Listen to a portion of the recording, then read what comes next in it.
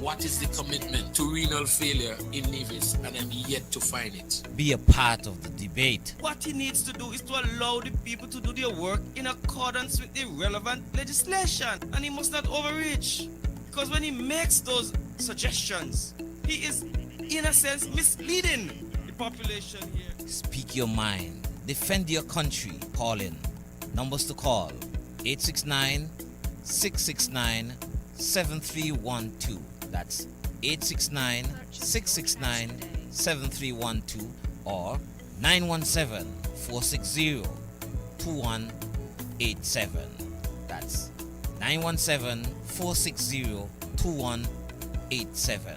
On target here on 2020 Vision Radio every Saturday from 1 to 3 p.m. On target. Be a part of it.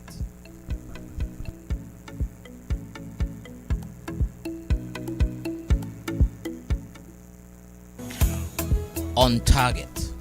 So I'm your host, Kelvin Daly, and I thank you for joining us once again. Join the conversation. I looked at it on Facebook and I read the speech, and I'm trying to find out what is the commitment to renal failure in Nevis, and I'm yet to find it. Be a part of the debate. What he needs to do is to allow the people to do their work in accordance with the relevant legislation, and he must not overreach. Because when he makes those suggestions, he is, in a sense, misleading the population here. Speak your mind. Defend your country. Call in.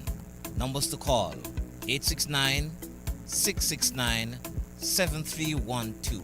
That's 869-669-7312 or 917-460-2187. That's 917-460-2187. On target here on 2020 Vision Radio every Saturday from 1 to 3 p.m. On target. Be a part of it.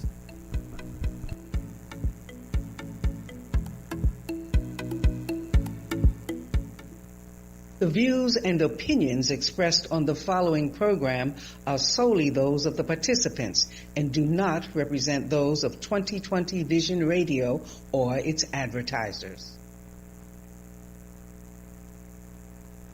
Let us put our hands together for Pupa Wheeler!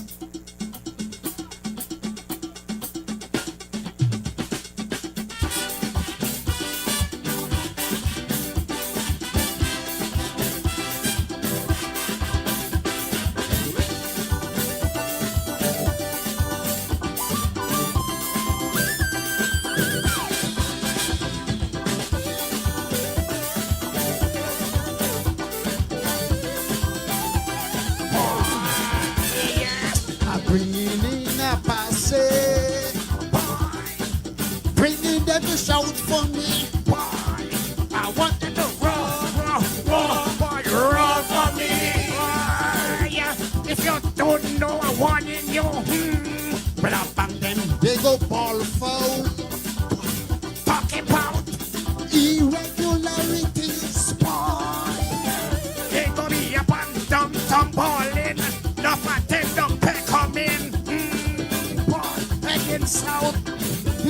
I'm bringing in East Indians. Boy, from the north, mi amiga and amigos. Como esta bienvenida. La vida es fiesta. Bring them to shout for me. I want them to roar for me, boy. I go be mashing down the complex. Yes, if they don't call me king, boy, I don't really like the doctor placing the campus suicide bomber, boy. Bringing them to shout for me. I want them to roar for me. Anything you want, you go get, boy. I'm mixing up the soca with some Hindi and some rumba. Chutney and lavandera. ID no necessary, boy. Whisker lips a mercenary. Bringing them to shout for me. I want them to roar for me. Maintain your impulso. Total zombie and beater. Take it away.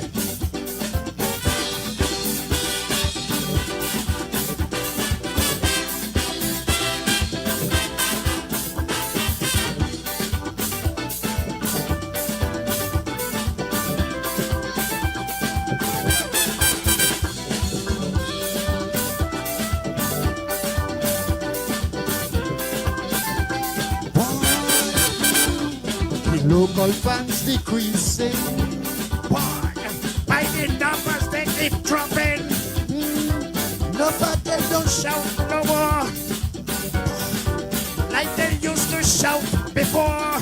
Why? Disgruntled fans they crumbling about promised songs, fail on delivering. Start song and can't finish it. It's standard English, singing stupidness, nonsense. Why don't you sing a song and help again? Tell me what happened to me fair share when the money disappear. Ooh yeah, boy. Stuart living question here. Bringing them to shout for me. I wanted to roll for me. I'm gonna be rocking down the complex. Yes, if they don't crown me king, boy, I don't really like the doctor placing their campus suicide bomber. Bringing them to shout for me. I wanted to roll for me. I'm gonna be mashing up the complex. Yes, if they don't crown me king, boy, I don't really like the doctor placing their campus suicide bomber. Boy, bringing them to shout for me. I wanted to roll for me. Anything you want, you go get. Boy, I'm mixing up the soca with some Hindi and some rumba, chutney and la bandera. I didn't know necessary. Boy, we got lips of mercenary. Bringing them to shout for me. I wanted to roll for me. Maintain el impulso. Todo zombie and Peter. Boy, take it away.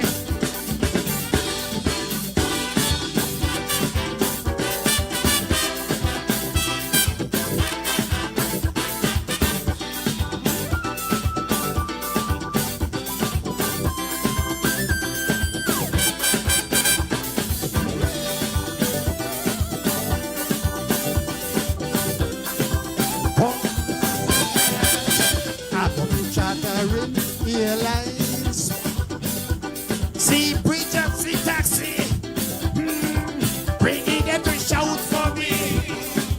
I want them to roar for me.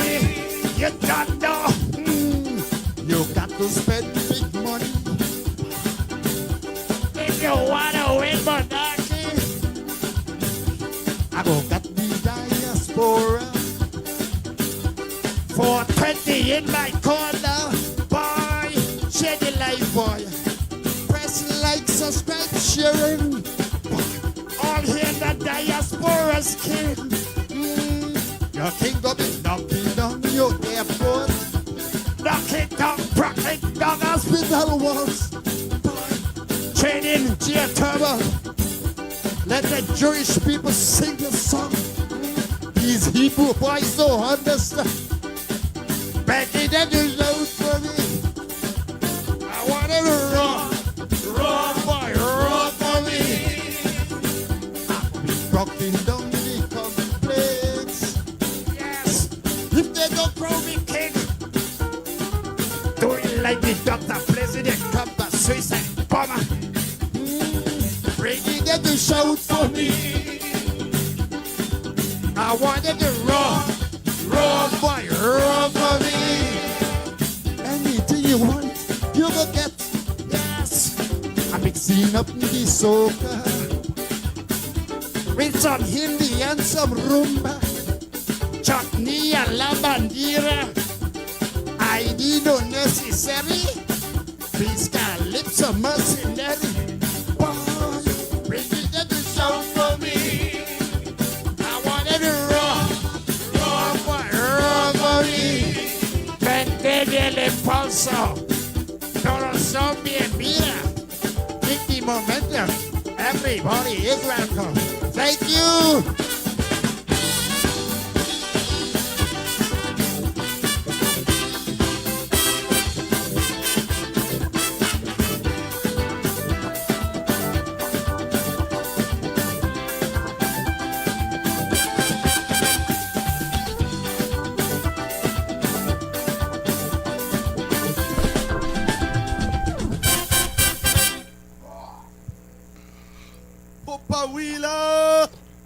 Good afternoon, and welcome to another edition of On Target.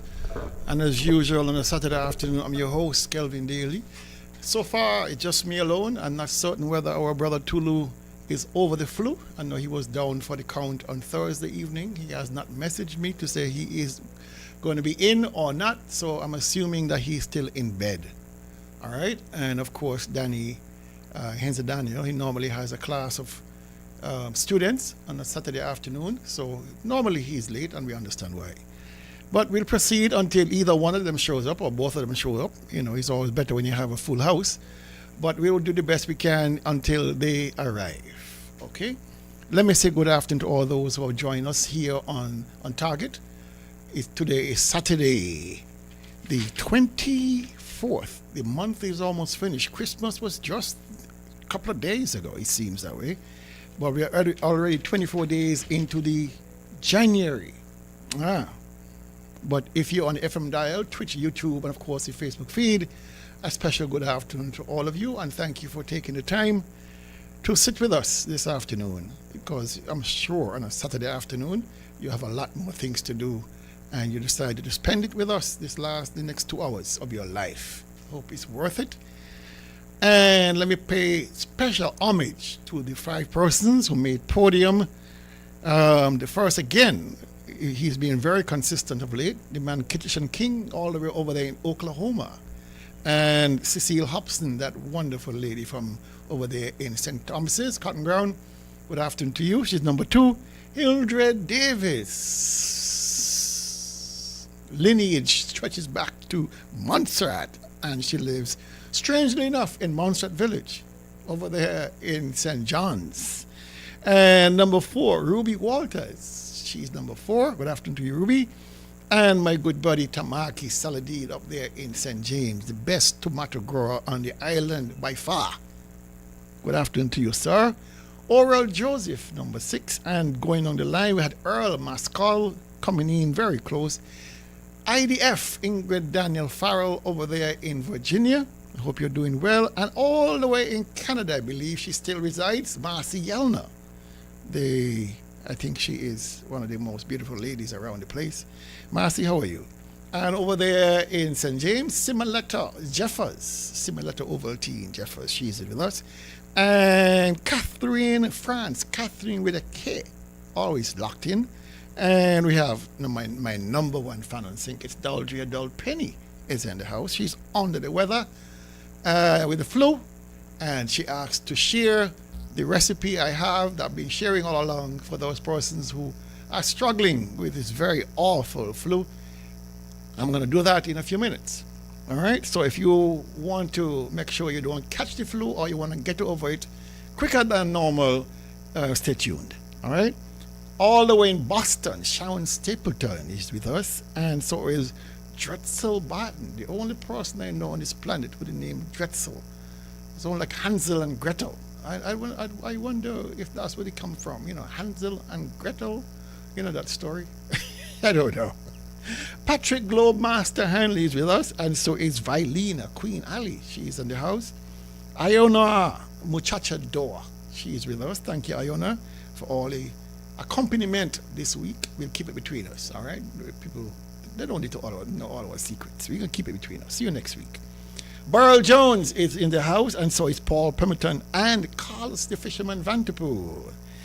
And another queen from up there in Rollins, Annette Morton, is signed on, and so is Lily Pinney Liebert.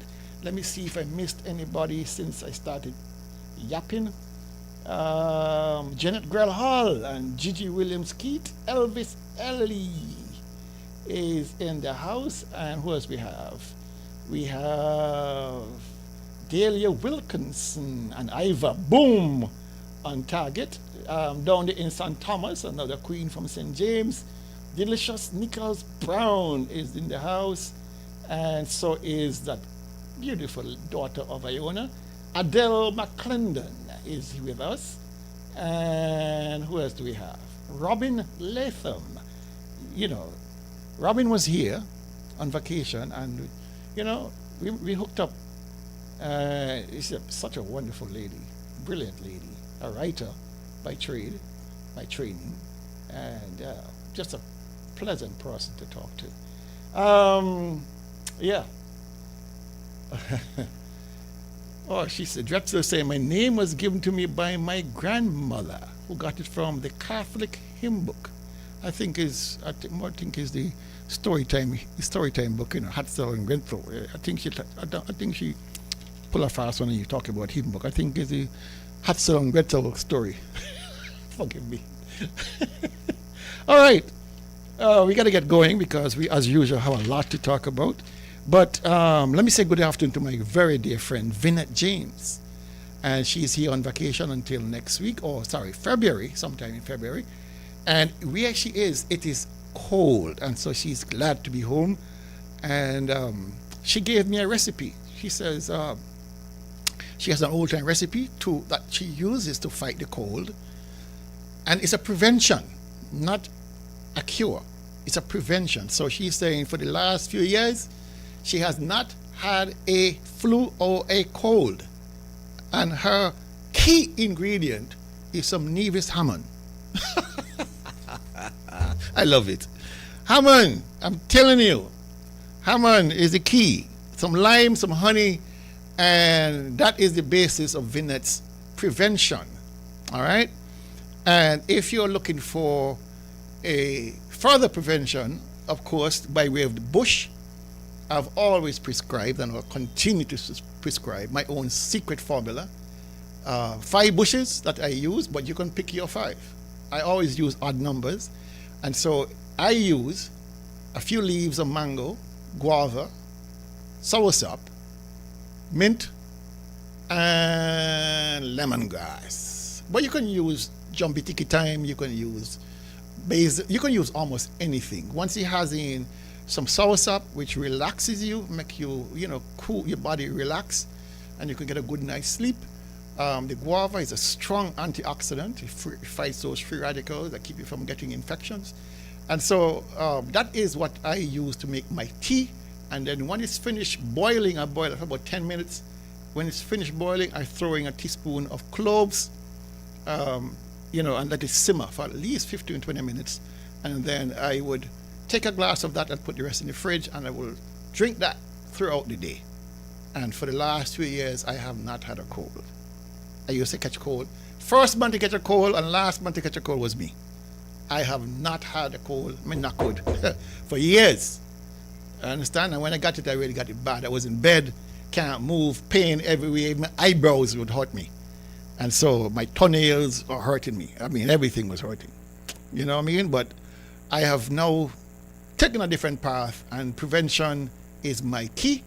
And therefore, I take a lot of bush tea, and it helps a lot.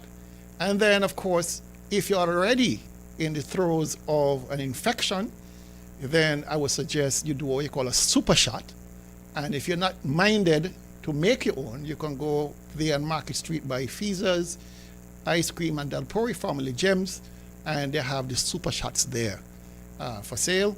Errol Pemberton also does super shots up to their Main Street. And so treat yourself, look after yourself. I know Hildred and a few other persons go and get their shots, and so they're looking good, and it's good for you. It has in turmeric, ginger, cayenne pepper, beetroot, and juices, packed with vitamin C, packed with antioxidants, vitamin B, it's just things that you need, your body needs. Imagine your body is a man of war, and you're in the territory of enemies. If your man of war don't have any shots in it, you can't defend yourself. You just have a big old ship sailing in the ocean, and those enemies are going to target you. But if you have good defense, just like your immune system need to be good, then of course you will defend yourself. Your body is on the attack 24/7. Don't be fooled. Whether it's viruses from the cold and flu season, or it's fungi, whether it's bacteria, whatever it is, carcinogenic material that give you cancer, your body is on the 24/7 attack. And if your body is not ready, to defend itself, you will get sick. You will get sick. I'm not saying I will never get sick, but I'm taking every precaution, and you should also. Don't wait until you get a flu or a cold or you feel down and out. Treat your body, boost your immune system, and keep your body defended. It's the only thing that can defend you. After you get the infection, you're talking about trying to get over it. Try to prevent it from the beginning, all right? Eat right, do a little exercise, but carefully and explicitly take your super shots, take your bush tea as means of protection, all right? Do that for me, and you'll feel much better, all right? So Vinette, thank you for your formula. And she says, especially now in the winter, and it's cold, magic. All right, by way of notice, again, by next week, Saturday, I should be reporting to you on the success of our new to you sale that we held on the 31st, next week, Saturday, right where the old customs building was in Charlestown. And we'll be there from 6 a.m. in the morning, and of course, selling very discounted items for persons who, of course, struggling through putting food on the table and they need a bargain. All right. Before I forget, let me say hi to the guys down there at Happy Endings, Leggy and Greg, and of course, the ladies in the kitchen. If you want the best pizza, I'm telling you, if you want the best pizza in Charlestown, in the Federation of St. Kitts and Nevis, ask for Ketruda when you go down there and tell her Daily sent you. You will get the best pizza. My favorite, of course, is the garbage pizza, which has on everything you can think about, every meat kind, sausages, what do you call it now? Cheese, and everything you can think about. It has it on. That's my favorite. Yeah. I'm a hog when it comes to that. I'm a hog. I'm not only hoggish with food, but that pizza is something to savor at least once in your life. All right. So, I have a recording for you before we get too far ahead. And it's from the supervisor of elections. And you're going to check for your name on the voters list. So listen to Mr. Peets, Oakland Peets. He is the supervisor of elections. And listen to him very, very carefully. Fellow citizens and residents, greetings. I am Oakland Peets, supervisor of elections. I have come to you again to inform the general public that effective the 30th of January, the annual register of voters, which includes the names of persons who were registered as voters as of November 2025, will be posted at two conspicuous places in each polling division on Friday, the 30th of January 2026. And that will be in accordance with the provisions of Section 43, subsection 1 of the National Assembly Election Act. All registered voters are kindly requested to check the register of voters to ensure that their names are listed on the register. Any person who claims to be registered as a voter and whose name, address, and occupation have changed or are entered incorrectly may claim to be registered correctly by completing a notice of claims form number 7 and submit it to the registration officer at the electoral office not later than February the 9th, 2026. Any person whose name appears on the register of voters for an electoral district may object to the registration of any person whose name is included in the said register of voters. Persons who wish to make objection to names appearing on the register should complete a notice of objection form number 8 and submit it to the registration officer not later than Monday, February the 9th, 2026. Notice of claim and notice of objection forms may be obtained at the electoral offices in Basseterre and Charlestown. You are therefore urged to be so guided. I thank you.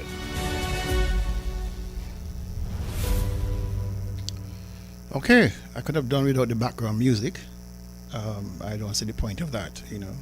It's not a wedding ceremony or nothing like that. I mean, jeez. Anyhow, I hope you took note of that. The master list should be out. Those persons who registered since November should be on that list. If your name is not on the list, please go to the office and inquire, or have your representative or your caretaker check on your behalf. All right? All right. Let me say good afternoon to Ermin Farrell and Sylvester, the mayor, Pemberton. Delia Wilkinson is reminding me to come and pick up some stuff for the New to You sale. I will certainly have to do that. All right? Thank you in advance. And I think we have Piper Barry on board, and I think that's it for now. All right. We must hear from our sponsor. This is Mr. Pico, and if you notice, I am drinking from a Pico mug. He was so kind to give me a thermos, a very nice thermos, and may you be proud of the work you do, the person you are, and the difference you make. Thank you, Pico. All right, very thoughtful. And so I'll have my libations in this. Let me change that. I'll have my water in this, because person might think I'm drinking something on the side. It's just water for now. On Thursdays, we normally have our hot cocoa. So on Thursdays, it's hot cocoa, and Saturdays, it's always water for me. All right? Or unless we get some kind of other like sarsaparilla or something like that. All right, here we go. Pico. Pico, the way to go for residential, commercial, and industrial wiring, data, security, UPS, and generator installation. When you need electrical work done now, done right, done at an affordable price, contact Pinney's Electrical Company. Call or WhatsApp 665-1916 or email pico_1166@yahoo.com. Pico, the way to go. All right. I just got a message from another donor, so I'll certainly be reaching out to you after the show. Thank you for that in advance. All right, and those persons who are still thinking or make up their mind if they want to donate or not, please make up your mind very quickly, because, you know, again, if you got household items, those are big sellers. Baby clothing, shoes, joggers, things like that, in good condition. We're glad to have them. Thank you in advance. Okay? All right, Destiny update. I have not received any confirmation from the federal government regarding whether the story that I brought to you last week regarding the fact that the development agreement was signed and sent down to Dr. Drew. I have not yet been able to confirm that report. I've tried all sorts of links, and it's tight than a bug's bottom. Nobody is talking whether they have seen it or they can verify that Dr. Drew is in receipt of it. All right?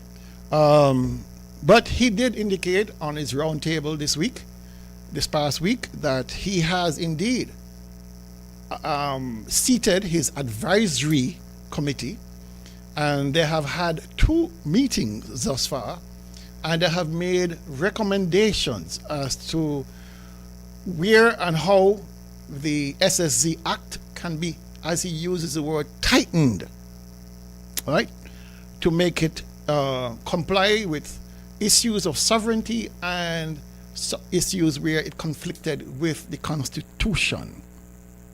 All right, and he indicated that if need be, further strengthening is possible, pending further seating or reviews by the advisory committee.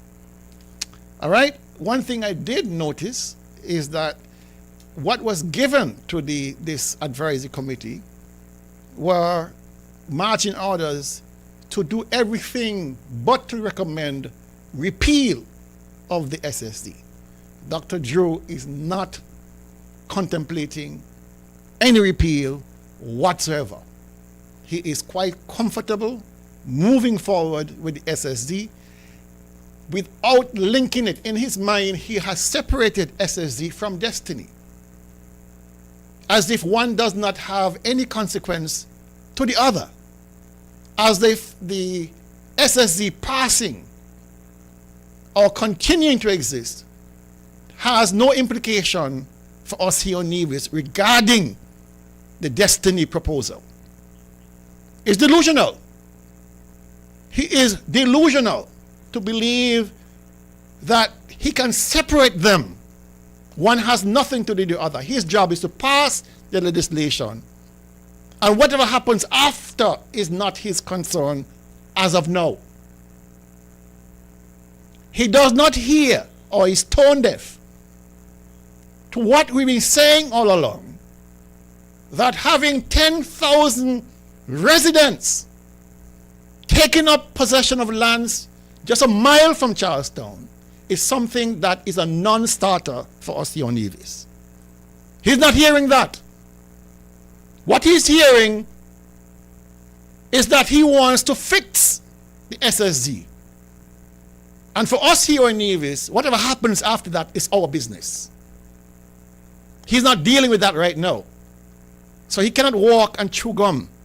He cannot see beyond his nose and realize the implications of what he is proposing. But time will tell. Time will tell.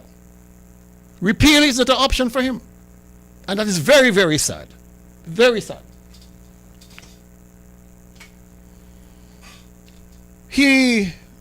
Mark Brantley has gone hog wild. He has gone crazy. He has been posting like Donald Trump.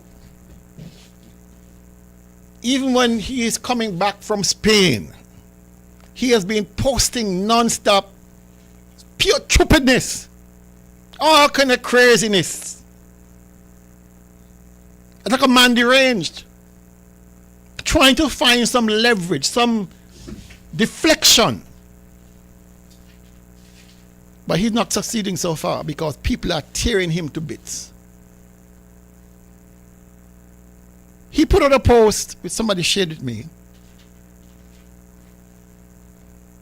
that reads in part, "Thank you to PM Drew for his willingness to engage positively with Nevis."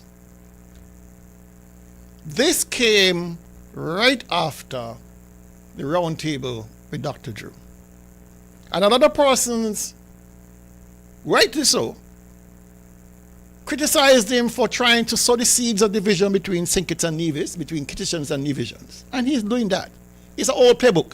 He gets hyped up. He gets Nevisians emotionally engaged with these stupid analogies.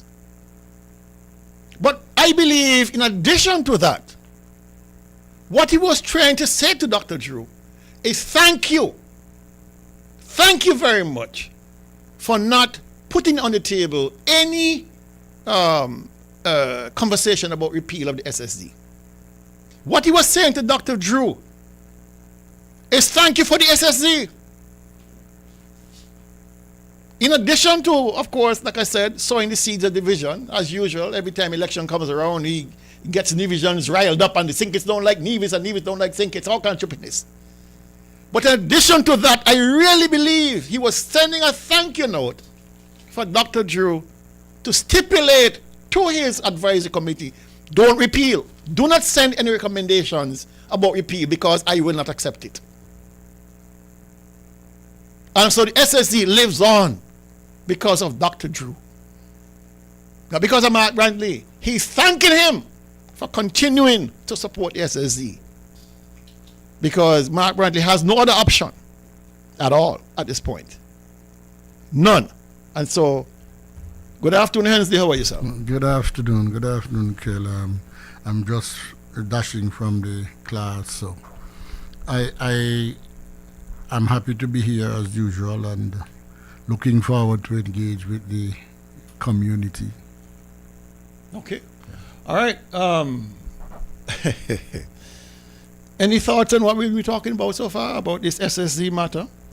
Well, Kel, over the holidays, the Christmas holidays, so many people from all, and particularly people who I don't even, who sometimes people think may not be interested in these things. And people have been saying this thing is crazy. The SSZ is madness. And I I have spoken to so many people, and I don't know. I'm sure it is the same thing you do. Have you found anybody who is supporting the SSC? People, yeah, I found a few. People who are more CCM supporters than SSC supporters. They're towing the line, the party line. Yeah. So you know those kind of Yeah, people. yeah, But yeah. nobody is sense. Yeah. Okay. Nobody's sensible. Good. So that it is very strange to me. The last thing two persons said to me, Daniel, what kind of thing is this? We are going to have a project in Nevis, and nobody could see the man. Nobody see the man. Nobody know. We don't know who the people are, and so what the secrecy is about. And I met one guy who is normally he talks to you regularly, and you know what he said to me, Kel? I have been doing some reading. I hear about a place in Honduras, and is that they want to do here? Nothing goes so. So I am satisfied, Kel, that the at all levels of the society, there is absolutely no support to this. So there is something to be said about a Nevis Island government that goes ahead with a project which has no support anywhere. It tells you people have been compromised. And I would hate to believe that compromise reached as far as the federal government. I would hate to believe that. But given the degree and severity of opposition, both on St. Kitts and Nevis, you can't but help think of that possibility that our leadership have been compromised. I think in the case of St. Kitts, they have had actually the Christoph Harbour issue. I saw a petition some months ago where people have been calling for them to get the lands back in under the authority of the government. And the good thing, Kelly, is that, and I hope it continues like this, where people begin to say, look, issues affecting Nevis will affect us, because if they get through in Nevis, they will come St. Kitts. What I find interesting, yeah, that's very true. What I find very interesting with Dr. Drew is that he is using the SSC as a model for future development. All right, that is now a new model where any large development will now have to come through with separate legislation and, of course, going through committee stage and then recommendations. So he's saying that he has learned from this episode and they intend to strengthen their procedures. My difficulty is, again, before even this whole thing was, this whole committee was seated, my concern was, were the recommendations, or are the recommendations binding? And why is it that Dr. Drew took repeal off the table as one of the recommendations that he would accept? Why did he take that option away from his committee? I mean, you're directing them in a certain way. You're supposed to be free to make your own recommendations, but he's guiding the recommendations, and all of it is leading back to, as he says, tweaking or tightening the legislation, not repealing it, tightening it. And the funny thing is, it tells you clearly that he wants to see the SSD succeed. And by the SSD succeeding, it means destiny succeeds.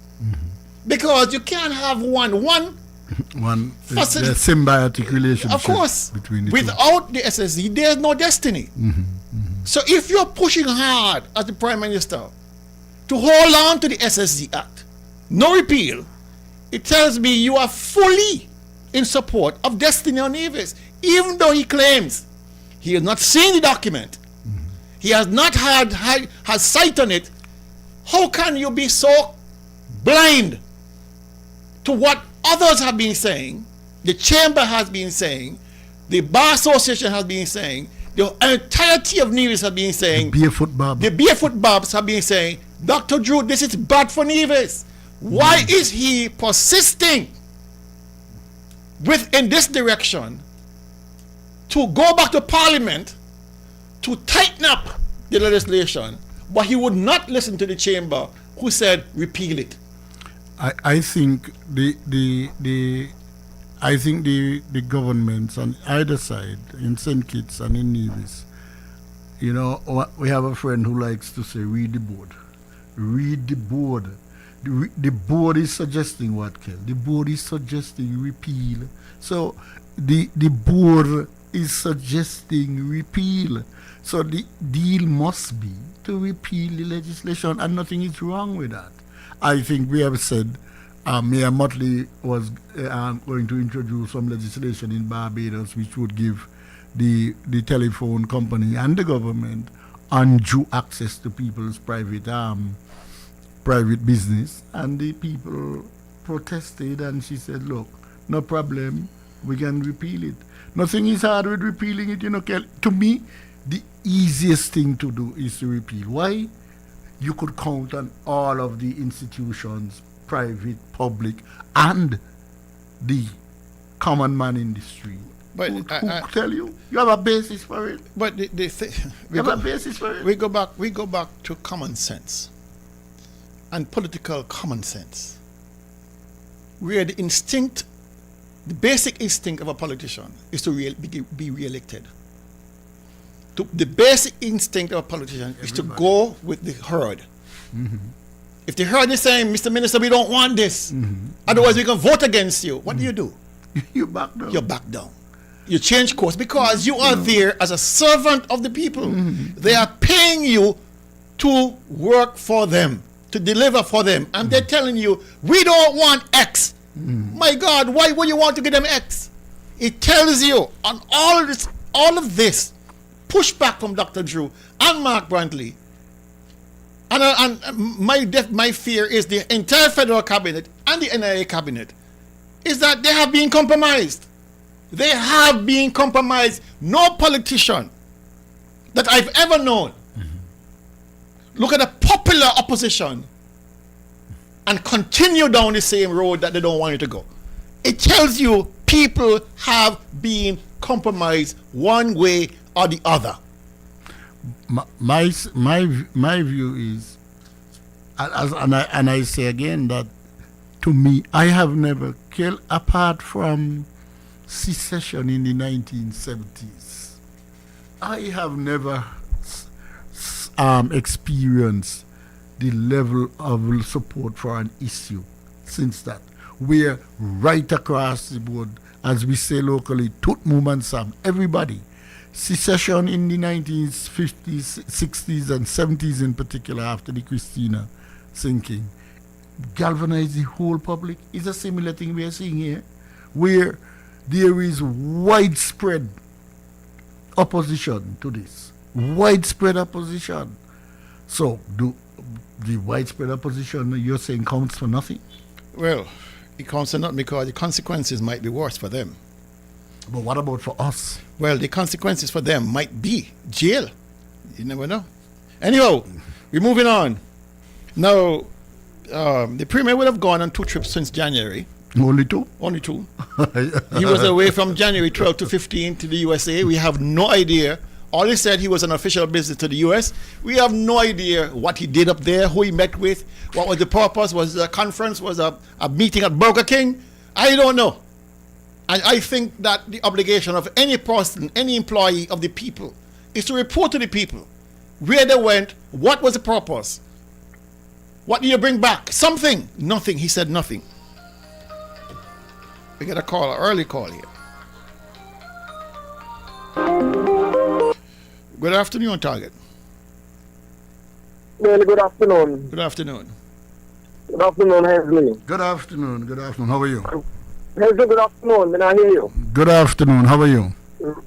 All right. Good afternoon, listeners. May fit in for two. Before you move on to the daily, come back to the thing. You said you make a round table. I don't really see the round table, but me here Dr. Joe with Jamie on Wednesday. Mm-hmm. And as you say, he said that there is a development now. I'm going to go like to the zone, to the legislation today. But then, from his running all projects at their zone, You get the point? I didn't hear you. You kind of faded out a little bit there. They said that Prime Minister Joe said that from now on all big Yes. projects. Yeah, we'll come to the committee, yes. So all big projects from now on are gonna be in zone. That's a good question. You know, I get the point? I hear you. Yes, because you see, it's double down. You water down, and as you water down, you put yourself in more and more trouble because one zone. So you can't know there's a big project will come and you're gonna make them one zone. You get the point? Yeah, I hear you loud and clear. Okay then. All right, thanks. I mean, that is an excellent point. So everything got to be in a zone now. I'm wondering whether Dr. Drew is looking past Destiny on Nevis and looking to St. Kitts for his own similar project, and therefore he wants that enabling legislation of the SSZ to make it happen. So all your people in St. Kitts, pay attention, Pay close attention, because there's been accusations already that this is exactly what Dr. Drew is waiting for. He's waiting for his own SSZ on St. Kitts, perhaps by the Africans or somebody else. So pay this in mind. I have to come back to this because this is important. Good afternoon, Target. Very much important, Mr. Daly. Mr. Daly, I understand he was around the round table. Yes. But the joking media people that we got who going around round table with he and asking him about the Marriott and the Christoph arrangement. We want to know what happened with the $27 million tax free. Otherwise, Nevis young people are going to think very hard and serious, Secession. I'm with you all the way. Secession. Anyhow, he don't come and explain himself with the $27 million, Mr. Daniel. It's time to go. It's time to go. But we're watching him in the SSZ, because we hear when he come what's done put out there that down at the development down in the country. Whitegate, we're going to develop that. So they're talking in cabinet about these things, and Mark right in the middle, but he can't do nothing. Cannot do nothing. Because he put himself in the position. A vagabond always put himself in difficult position. You know that, Mr. Daniel? No, I'm fully aware of that. Give Daniel some hard, hey, my God. And look, you hear about how he was? Mr. Daniel was getting things done. Patches was getting things done. The man used to you go in your tongue and tell people who vote for Patches. People from Nevis.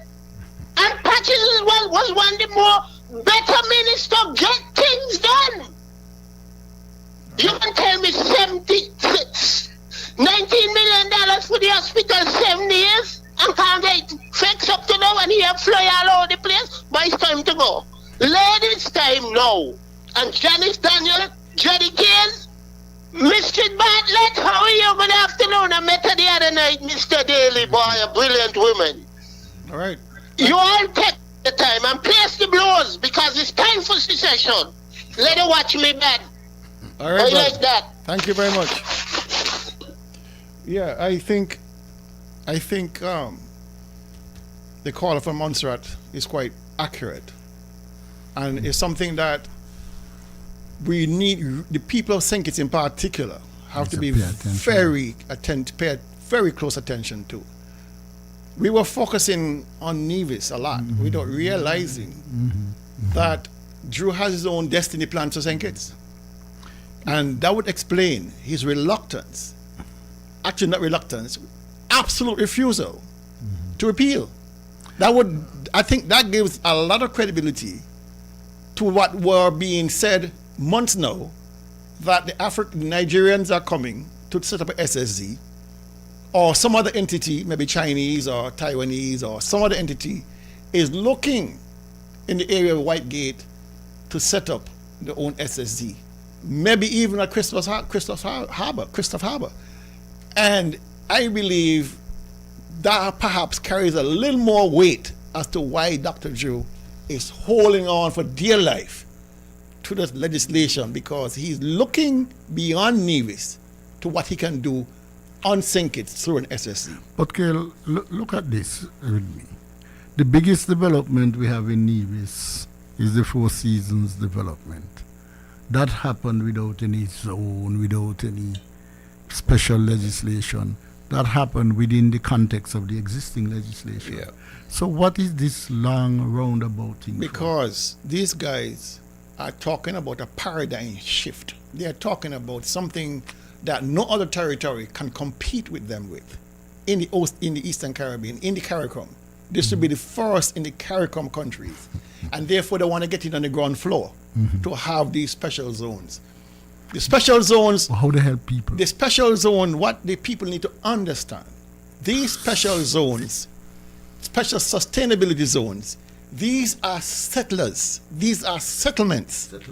These are not... Project development. These are not projects to be developed. No. These are settlements. So whether they're in Whitegate or Christoph Harbor or on Long Point, wherever, they are settlements. One characteristic about them. They are settlements. You have an industrial park on St. Kitts, out there by Development Bank, by what do you call it now? CDB. All right? That Southwell Park. Yeah, sure. All right? At Border Rock. Industrial Park. Yes. That's a special economic zone. Yes. People come in, they produce, they export, you get some revenue, you pay your taxes, blah, blah, blah. Of course. These SSD, these are settlements. Settlements. Are you understand this? Where people come and set up living. Exclusive.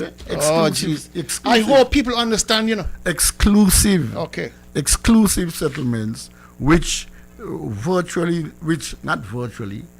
definitely lock out people out of the communities, and the people going there will have to be.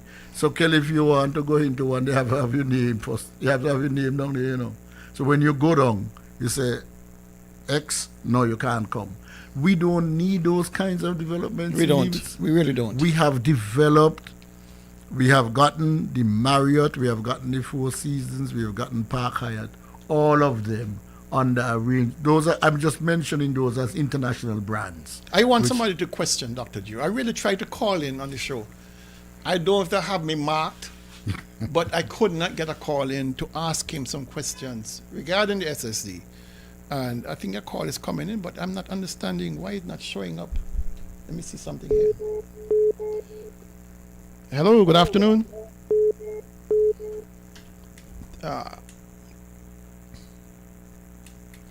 We're not getting that call. So anyway, we got to continue because we got a lot to do.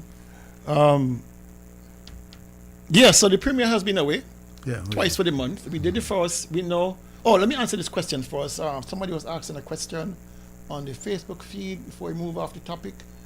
Tanya Powell is asking if the SSZ is related to any other development, any other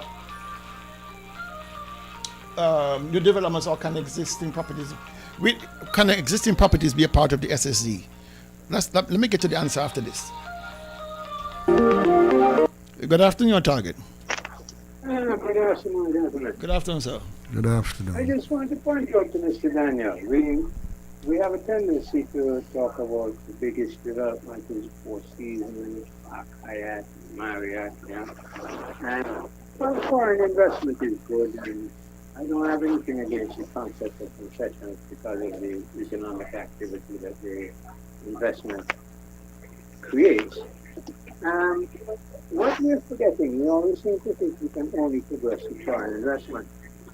Do you realize that Dion Daniels and Associates has put more bedrooms on the island of Needle than the Four Seasons? That's true. Very true. You have Nelson Springs, Hamilton, Belmont, Thornhill 1, 2, and 3, and maybe 4. I lose count. And so foreign investment while it is good and we welcome it, it is not the only string to our bow. That's true. And I don't think Mr. Daniel is your namesake here is being given his credit for the economic impact he has had on this island. And it has been steady growth. It has been growing and growing and growing. And I personally would like to congratulate him and take my hat off to him. I think he should be proposed for some national or international award for the impact he's had on the economy of New Zealand. So foreign investment is not always necessary. There is local investment that can happen as well. True, very true. Thank you, caller. Sure. No, just to say that I was just making the point in relation to that in the SSZ. Yeah, no, I think he understands that. Yeah, right. Well, let me answer a question from Tonya Powell. She's asking whether existing properties on Nevis can apply for SSZ. We do not know. We do not know. It's $1 million question. That's $1 million question. Big time. And it's a good question. It's a good question. That the powers Very that be good need to answer, because I see no reason why entities as Four Seasons or Nisbet Settlement or Montpelier or whatever it is cannot, having now the mandate, the blueprint, cannot apply for their own SSD. And there is, you remember, the SSD legislation doesn't make any provisions to exclude any other development, any other SSD or Nevis, Well, and the SSDs do not have the contiguous. No, and just to say, Kel, that when you read what was happening in Honduras, one of the persons who looked at it says, as you say, they began first by saying it's just this area, but then afterwards they began to buy up properties all around Belmopan in Belize. In Honduras, because they saw the opportunities. Yeah. Good afternoon, Target. Hey, good afternoon, Dr. Daly and Mr. Daniel. How you guys doing? Fine, thanks. Good. I'm calling to ask a question. The SSZ zone. What makes it a SSZ zone? Well, the provisions that the exclusivity, the provisions that are in the zone is to keep people like us out and them in. They have their own court system. They have their own court border, their own customs, their own immigration, everything, and so their own police, own security. So they have, it's basically an island within an island. Within an island. Okay, that's what I wanted to hear and let the people know, because what they're trying to create there, right? A lot of the other Caribbean islands have basically that same thing, but without those laws. What they have, they own laws. They don't want to pay any taxes and stuff like that. A lot of the other islands basically have that, but not with those things applied to it. They have to abide by the law of the land. Where I'm living in St. Man, there's a lot of what we call gated communities. You understand? And there's a lot of people that live there. They're basically not, all of them basically is white people, rich white people that have their area, but they have to abide by the laws of the land. And also, they're not acquiring a St. Martin passport to be there. So I think if the government is running up an idea, they should move out the way and let somebody just take it over and do something better for the island. It can be done. What they're trying to achieve can be done, but without those ties to it, like giving them tax-free and having them having their own code system and all that. That's just crazy. Thank you. Okay? Yes, thank you, man. Yeah. I look forward to the recommendations that the Dr. Drew will have to bring to Parliament to tighten up and to make sure there are no conflicts with the Constitution, and our sovereignty, as he puts it, is not in question. So we will see. We will see. Very soon. Good afternoon, Target. Good afternoon. Good afternoon. Can you hear me good? Yes, very clear. Go ahead. Darling from Thinking. Yes. I born in a place they call, estate they call Cunningham Estate. next to Green Hamilton, in Brazil, going in chaos. They won't the same weapon will take over yet. I was 1954. So I grew up in a long house. And these politicians today, some of them forget where they come from. They're telling us all. They're telling us all. When the white man they was running the sugar industry, and I live on that estate, I couldn't go anywhere for it. I couldn't eat a grass with mangoes alone. I couldn't eat a point as alone. I couldn't eat a cane as alone. You understand? All these men who in government today and who run in cities, who run in areas, they forget what we went through. They forget. You put a man in an office to do your work, and he doing as you like. Going out the oil or something you don't know. Then Trump going anywhere. Out America, you want America now? As bad as they say be. And also that man they live in another big country. Why democracy? Why democracy? We got none. I don't understand what's going on. When they come back, they don't tell you where they come back with. They tell you where they're going to do. They just close their life. When you employ a man, if they employ me, and I don't like to fire me. So what will fire them? So it take all of us to fire them. But this is the party politics where we got around here. We were killing these people. Until they don't reach down in a hole and can't get back up, they're going to really happen. You understand? Because the man could live anywhere when they're done. With all the kind of money there. You ain't kind of money with that man not next to the politician. You ain't much about the passport. You know how much money don't make and so. And all them things, and all we don't get no money.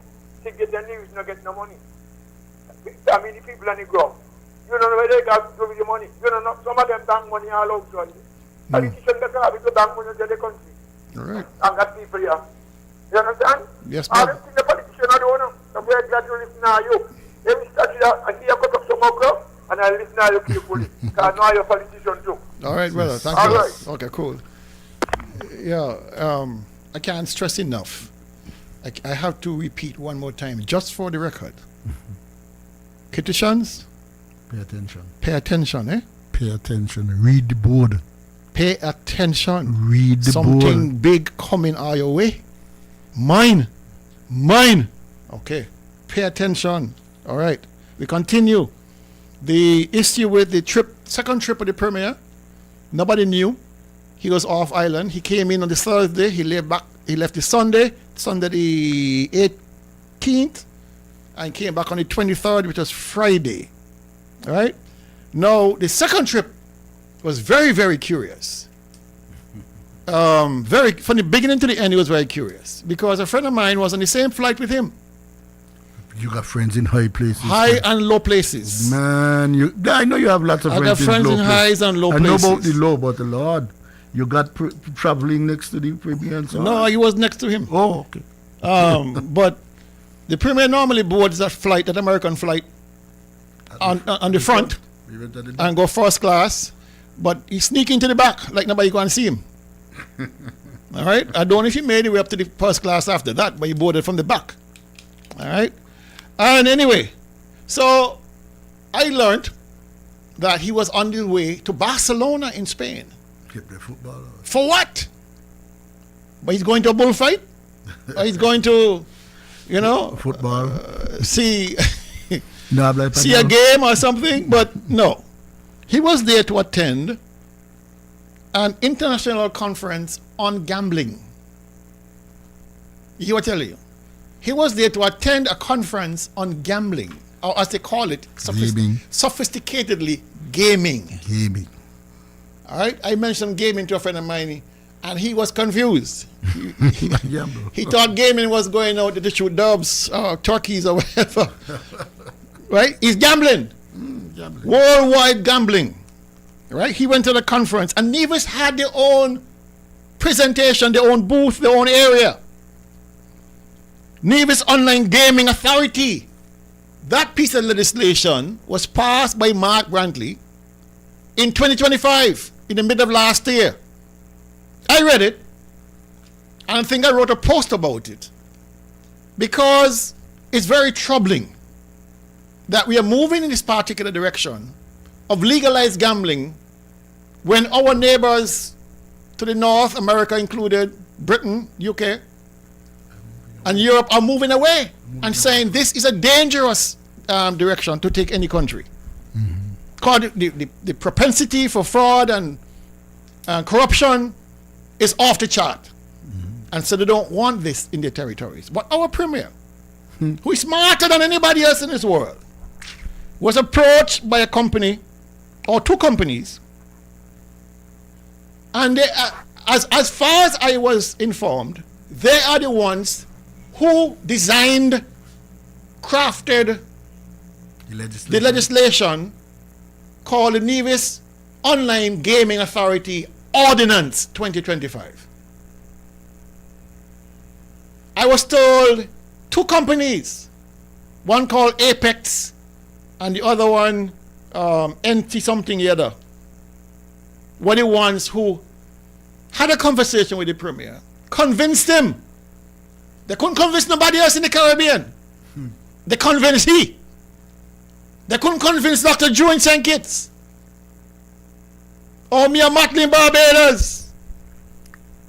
Well, you know, Skerrit not gonna do it, and Brown in Antigua don't get bun. Yeah, because the U.S. intervened and said that they have no authority to conduct exactly. Gaming. They went to court. The court ruled in Antigua's favor, but they haven't been compensated yet. Listen, any wash your foot come idea, any get rich idea, bring it to Nevis. Mark Brantley want it. Oh, Jesus. Mark Brantley want it. When the people came to St. Kitts, these the airport people, the BNL couple of years ago, St. Kitts run them. Casper said, "Tall, we not give you your RLB." No. They came Nevis and Mark said, "Come sign, come to us." SSD has been shopping around. Destiny, has been shopping around the entire Eastern Caribbean. Can't find a home. Mark said, "Come, we got a place for you." South Nevis. The bank up there, Abans got couldn't find nowhere to go. Guy barely get her from jail. Mark Bentley said, "Man, my wife on the board, come, sign up." What is wrong with us in this federation? That every crook and every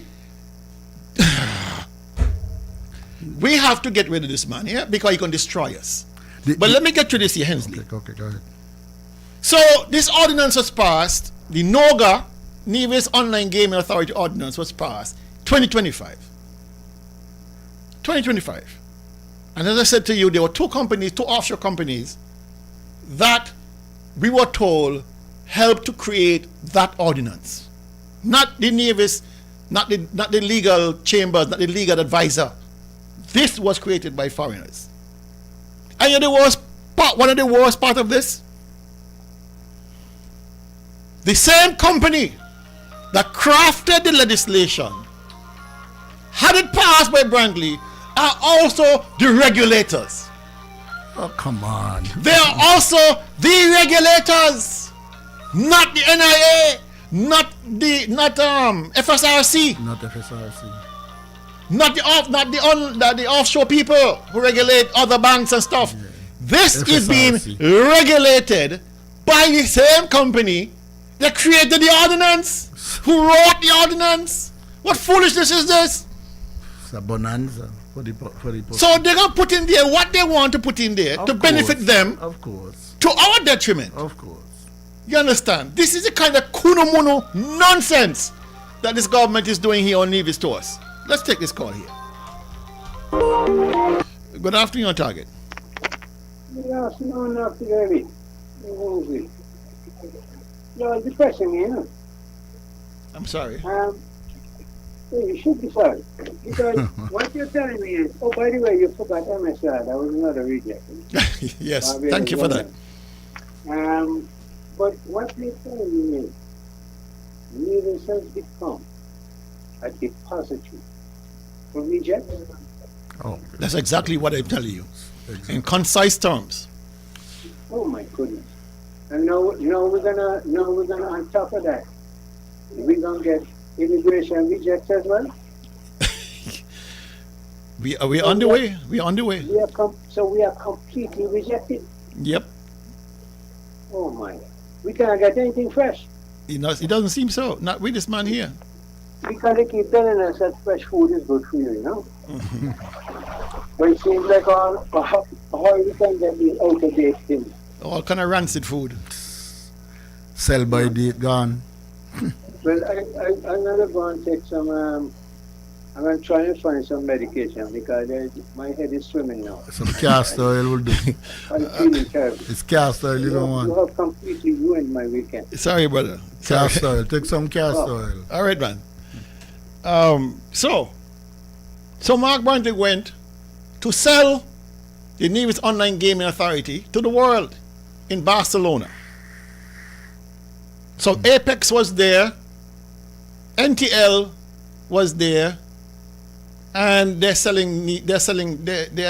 about to sell licenses for gaming. So if you want a license, if you're out there in the outer world and you got a couple $1 million, you want to get a license to set up your own gaming, hey, Nevis is a spot for you. Nevis is a spot for you. No holes bad. All right? So the regulators are the same people who wrote the legislation. They're the ones who approached the premier and said, listen, we can do this business. All right? No Nivision is employed anywhere in this structure. These are all foreign entities. Everything is offshore. Nevis is just the legal jurisdiction. They needed legislation to establish themselves. We provided that, and that's it. We are not in the midst of regulating. Anything happen, we get the black nose, we get the black eye. They walk away. We are the licensing authority is based on is facilitated by the NOGA ordinance that our premier passed. Right? Now it gets nasty because the only thing we get from this deal is when people apply for a license and get a license. That's the only thing we get, the licensing fee. Really? Once you get permitted, then you get a license. You can come back next year and renew your license. This is a $1 billion industry, and all we get is registration. Is a licensing fee. A registration. No corporate tax. It is the only, and I've researched this. It is the only legislation. It is the only jurisdiction that does not extract a percentage of the profit from the online business. It is crazy. We are the only territory, the only jurisdiction that zero corporate tax, zero VAT, zero anything. All we get is a licensing fee. Zero tax on profits. What? You know, Kel, the other thing about gaming has a lot to do. I don't think the government can be serious with this, you know. You know the social impact of this kind of thing on the society. You have a gaming industry. You are setting loose this whole idea of people just playing, looking for money. The worst part, Kelly, is you bring an industry. You have gone to Barcelona and you set up an industry that brings nothing to Nevis. I mean, come on. I want to tell you the countries that are restricted from this gaming, this NOGA gaming, the countries that are restricted. Listen carefully who they are. The USA, Australia, Austria, the UK, France, Germany, the Netherlands, Spain. So, Spain, where he went. Is after this. It's after this. St. Kitts and Nevis, if you're a resident of St. Kitts and Nevis, you can't get a license. And all the other territories that are being blacklisted by the FATF, Russia and those Ukrainian, those countries in the Far East. All right? So, the major players. The major players are saying no. No. So where are we going? I saw the Lula there in Brazil. Oh yeah. Saying he's rolling back.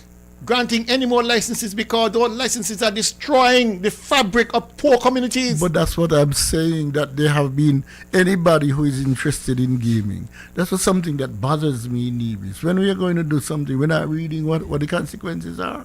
Those, just as Lula says, Kel, in poor communities, it totally destroys them. Fellas take the little weekly wage and go get into gaming. And next thing, the whole society is all the values and the cultural norms are eroded over gaming. And what is worse, the countries that have had it have tried to increase, have tried to charge heavy fees and so on, user fees and so on. How could we not do that if we are doing that? But Kel, is simple. If you see the big players are running from it, you run too. Because why can't they go to America, Kel? Why aren't they in America? Why is America running from them? Is it that they're good? Is it that they're good? Good afternoon, on target. Good afternoon. Go ahead. You hear me good? Yes, go ahead. Yes. Like the last caller, it just confused me just now. So, basically, you said that all were in there just the license, to the revenue. Yes, just a license, just a license fee. Yes. Okay. So an idea? How much a year? They have different licenses. They got something called a B2 license, a whole bunch of different licenses. The most expensive one I saw was like I think it was £40,000 per year. But when you're making $1 billion, £40,000 ain't nothing. It's peanuts. You're underselling yourself. So 40,000 US Euro. EC Euro. Euro. I got come into the treasury a year. Yeah. Okay, so who pay for the trip? The treasury. The same treasury. So the trip money still are gonna come out of out of that registration. Well, my thing is this: if you're going to put us in harm's way, make it worth it.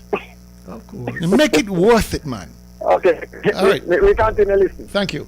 You know, if you're allowing persons to write legislation on your behalf, believe me. But that's foolishness. They're going to disadvantage you. But that's they're going to walk away with the lion's share, and you're left with the responsibility, mind you. Mm-hmm.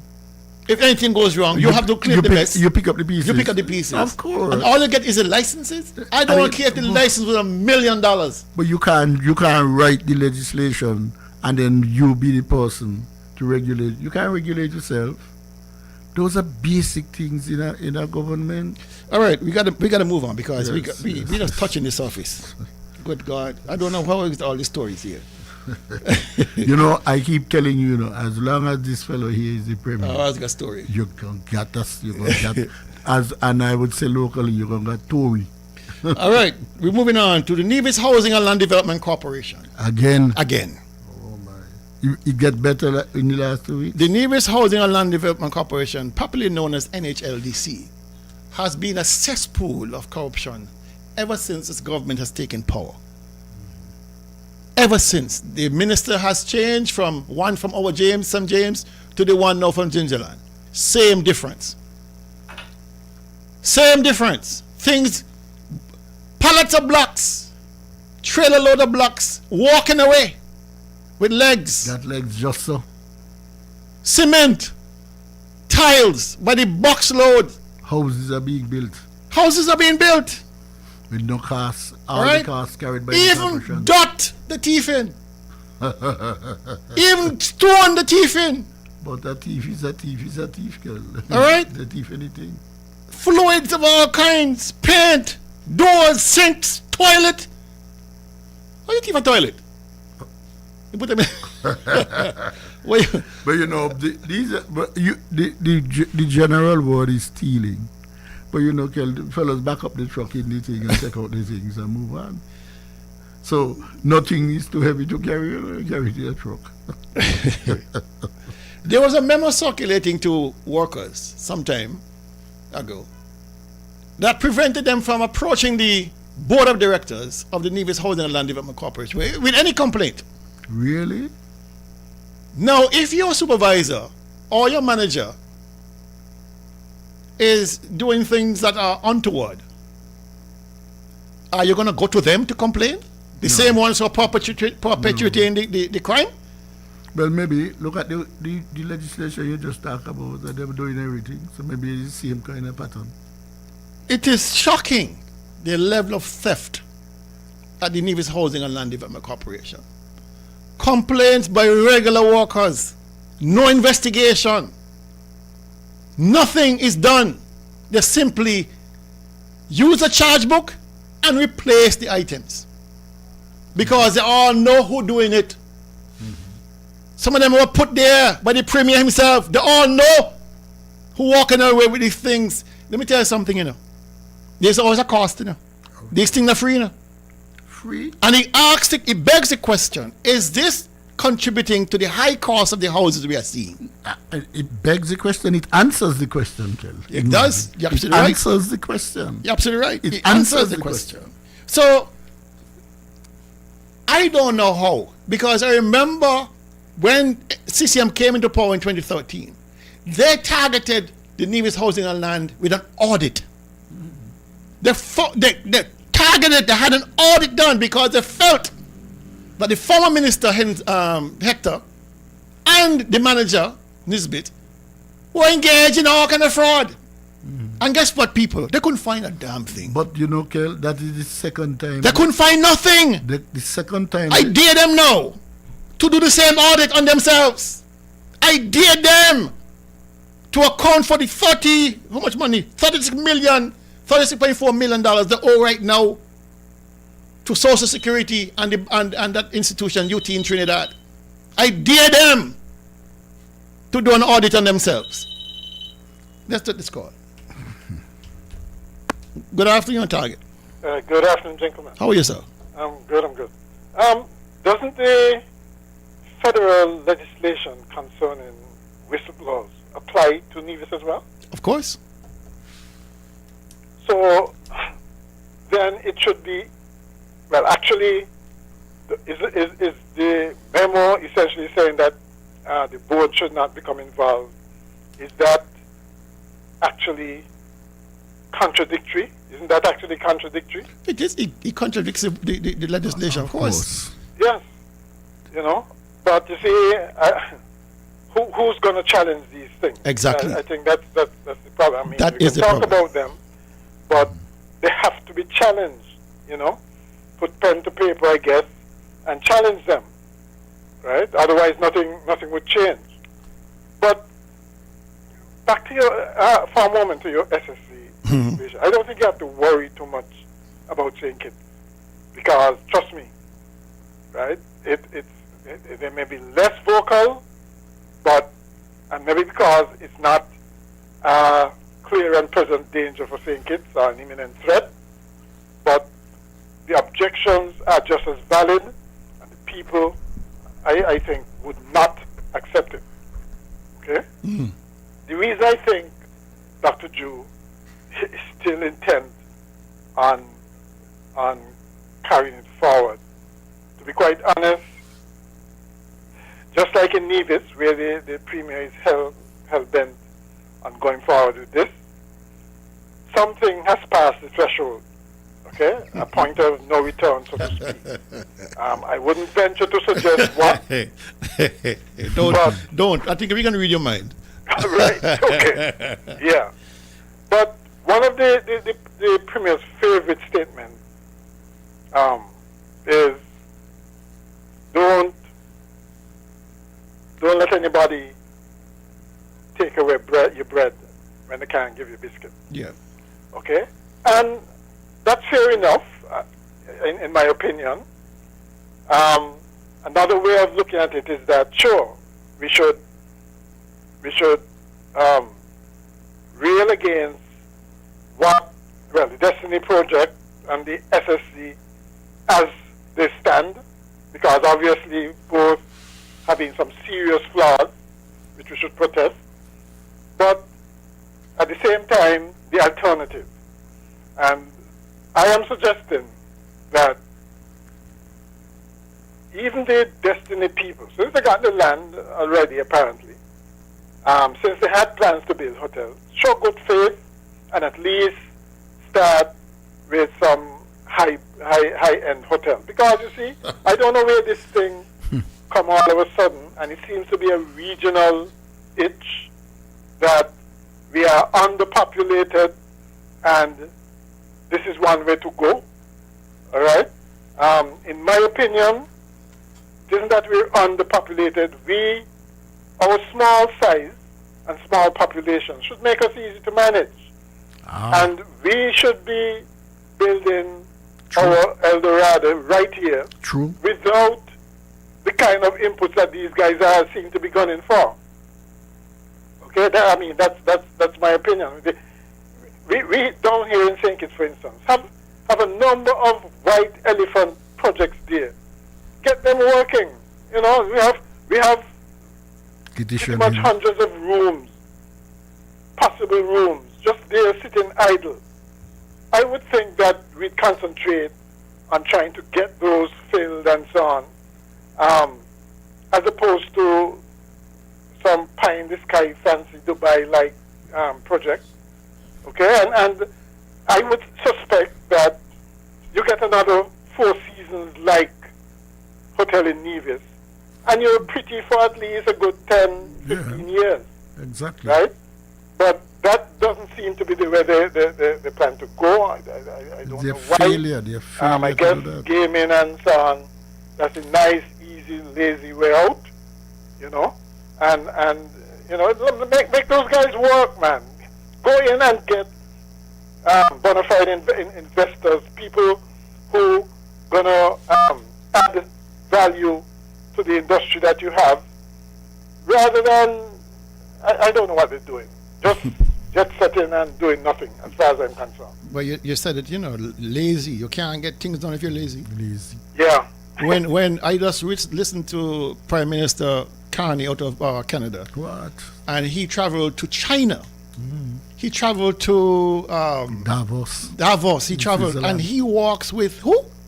His ministers of trade and all that. Trade and finance. They ain't going on no junket, you know. These are business people. And You remember? Unlike us who walk with some kind of entourage that some of them I walk don't with know what they represent actually. Some of them walk with a mistress.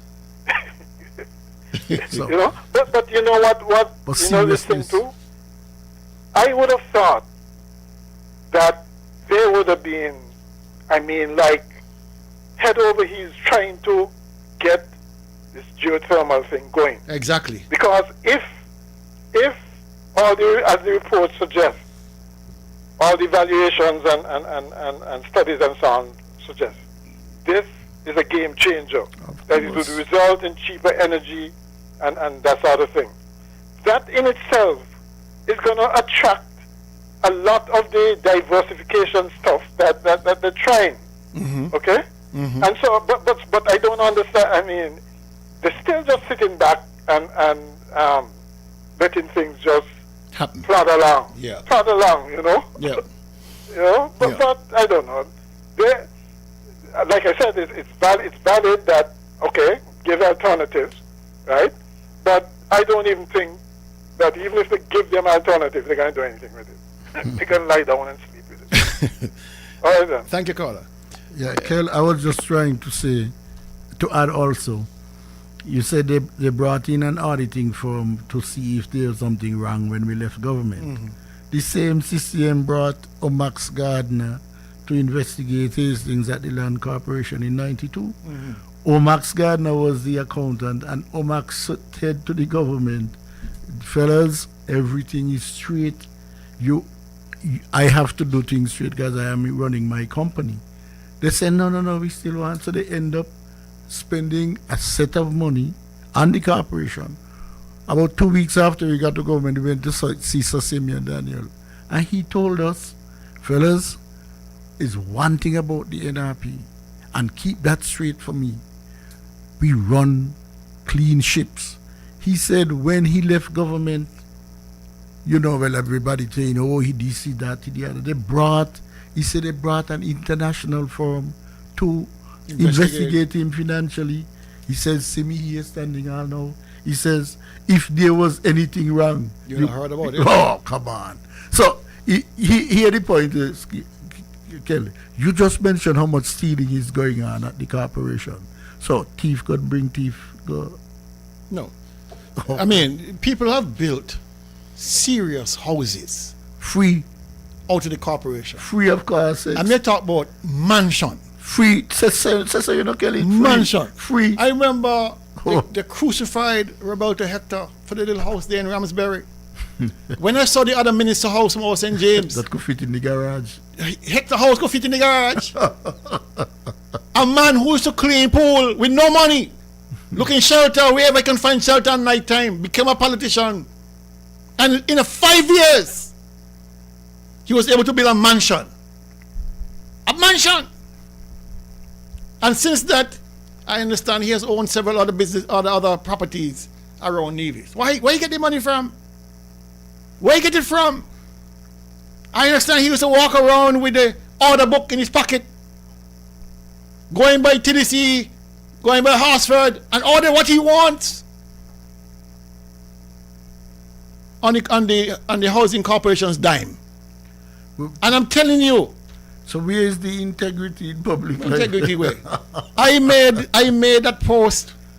I made that post 2 days ago. The first post. The premier was still in Barcelona.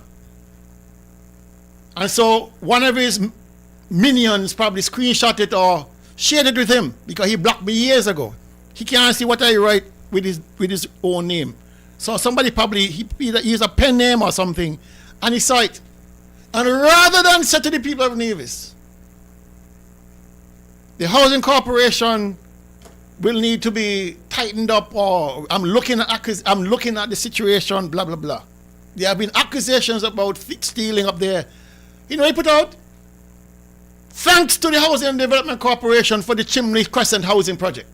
With the road and pave. With the road and pave. But what's and they couldn't even get lights put on there. People were in the house without lights. But how many houses down there? And the houses cost more. Right? Rather than come to the people honestly, he tried to deflect and praise up a corporation that has been widely accused of corruption. Systemic corruption by consecutive ministers of the CCM. And rather than try to steady the ship, because he know who he put there, that is doing these things. And this is what his response was. Thank the corporation for trim the Crescent Housing Division. 10 homes over there with no lights and no water, no power. I know those are the first houses CCM built in St. John's. Yeah. You know? So this is what we got as a premier here. This is what we got. All right.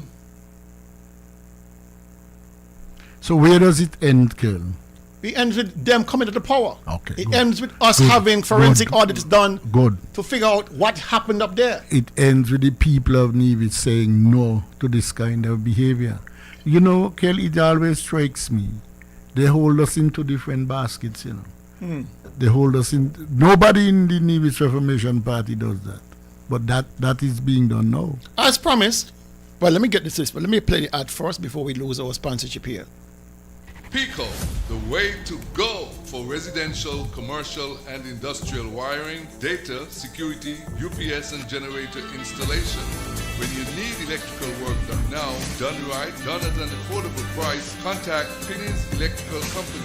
Call or WhatsApp 665-1916 or email pico_1166@yahoo.com. PICO, the way to go. One thing. We want we land. We want we say. Everybody to that we go and hold on today.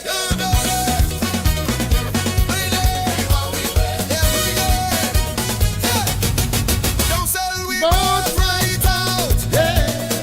Leave it small, we don't know what we bout.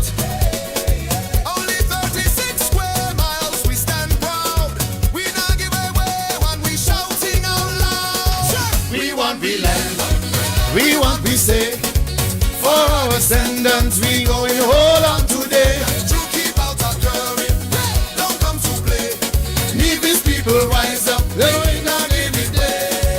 To run in the house and pass the bill. Now we was in hands cause we feeling ill. We got rid of planters, no more with a crack. Now my country want to bring them back. We want we land, we want we say. For our descendants, we going hold on today. To keep out our current, don't come to play. Need these people rise up, we not leave it there. Don't sell out Nevis for one family gain. Our ancestors' blood can be spilled in vain. We need our land for our children's sake. Hold on strong, we won't make no mistakes. We want we land, we want we say.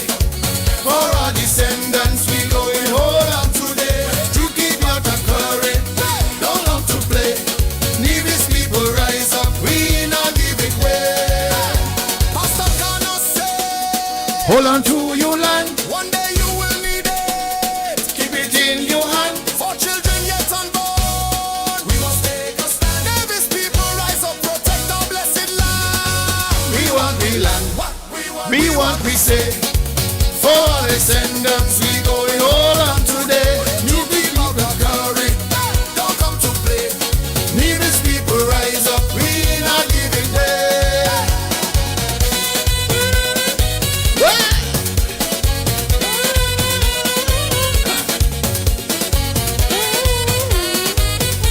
Down the road,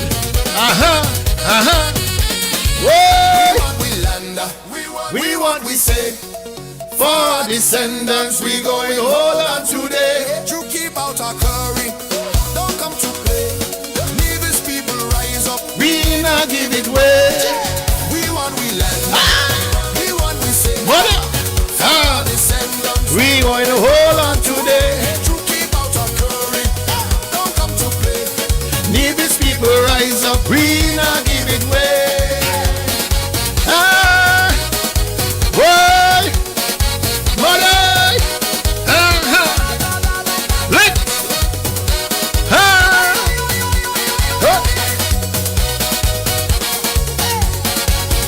Yeah, I love that. Hold on to your land.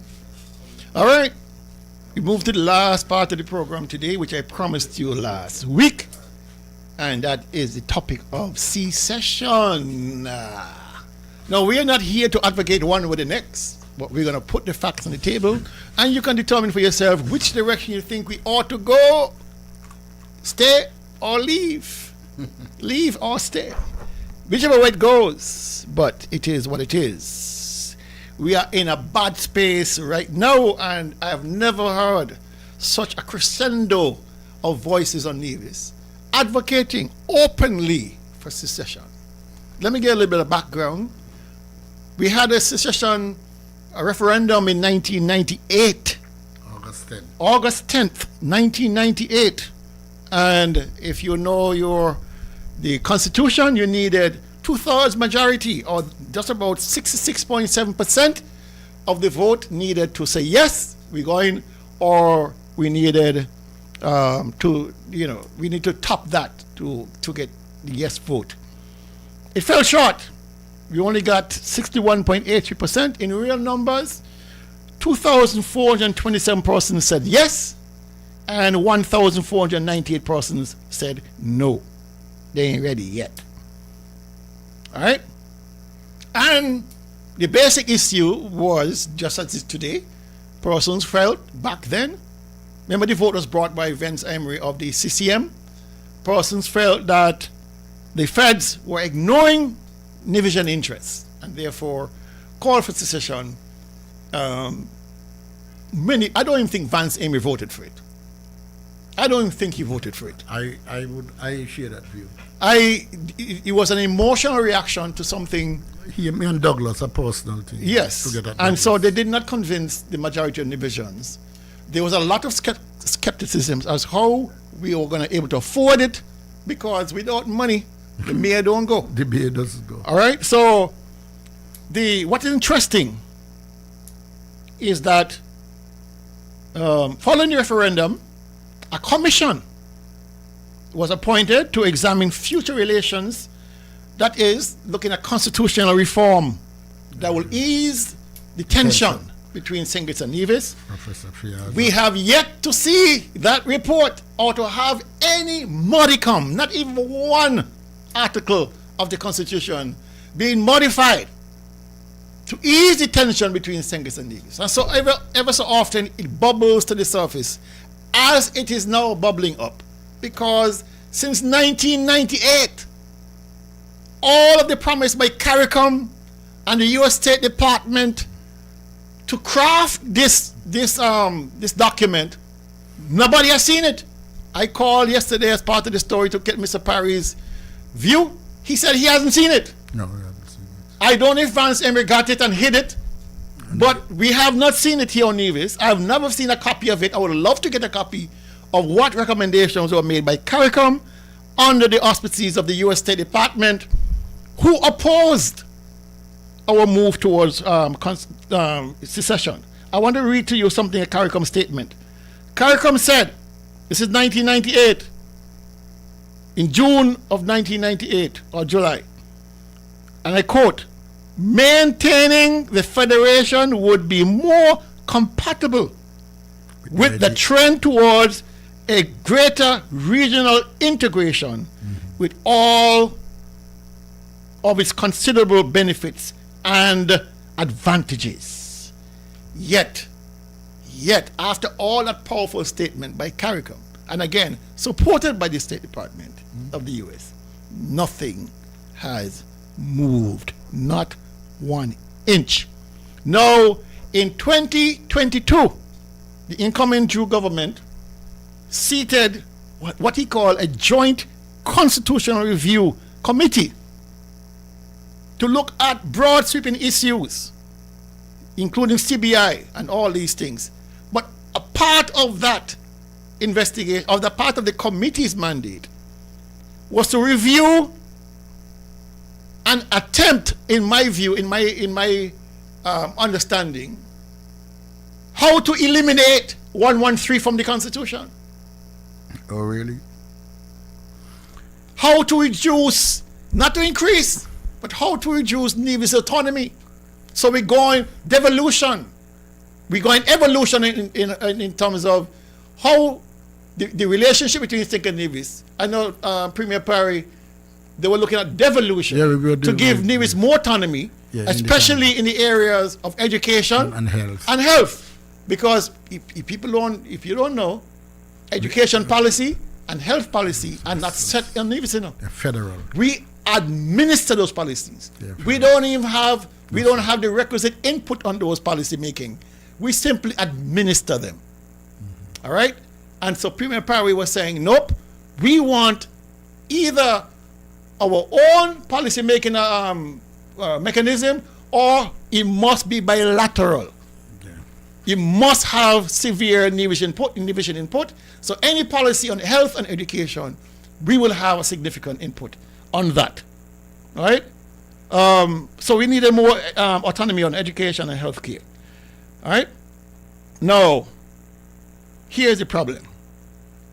Persons have been saying that the referendum of 1998 for them was scary because the government of the day, the CCM government of the day, made no preparation.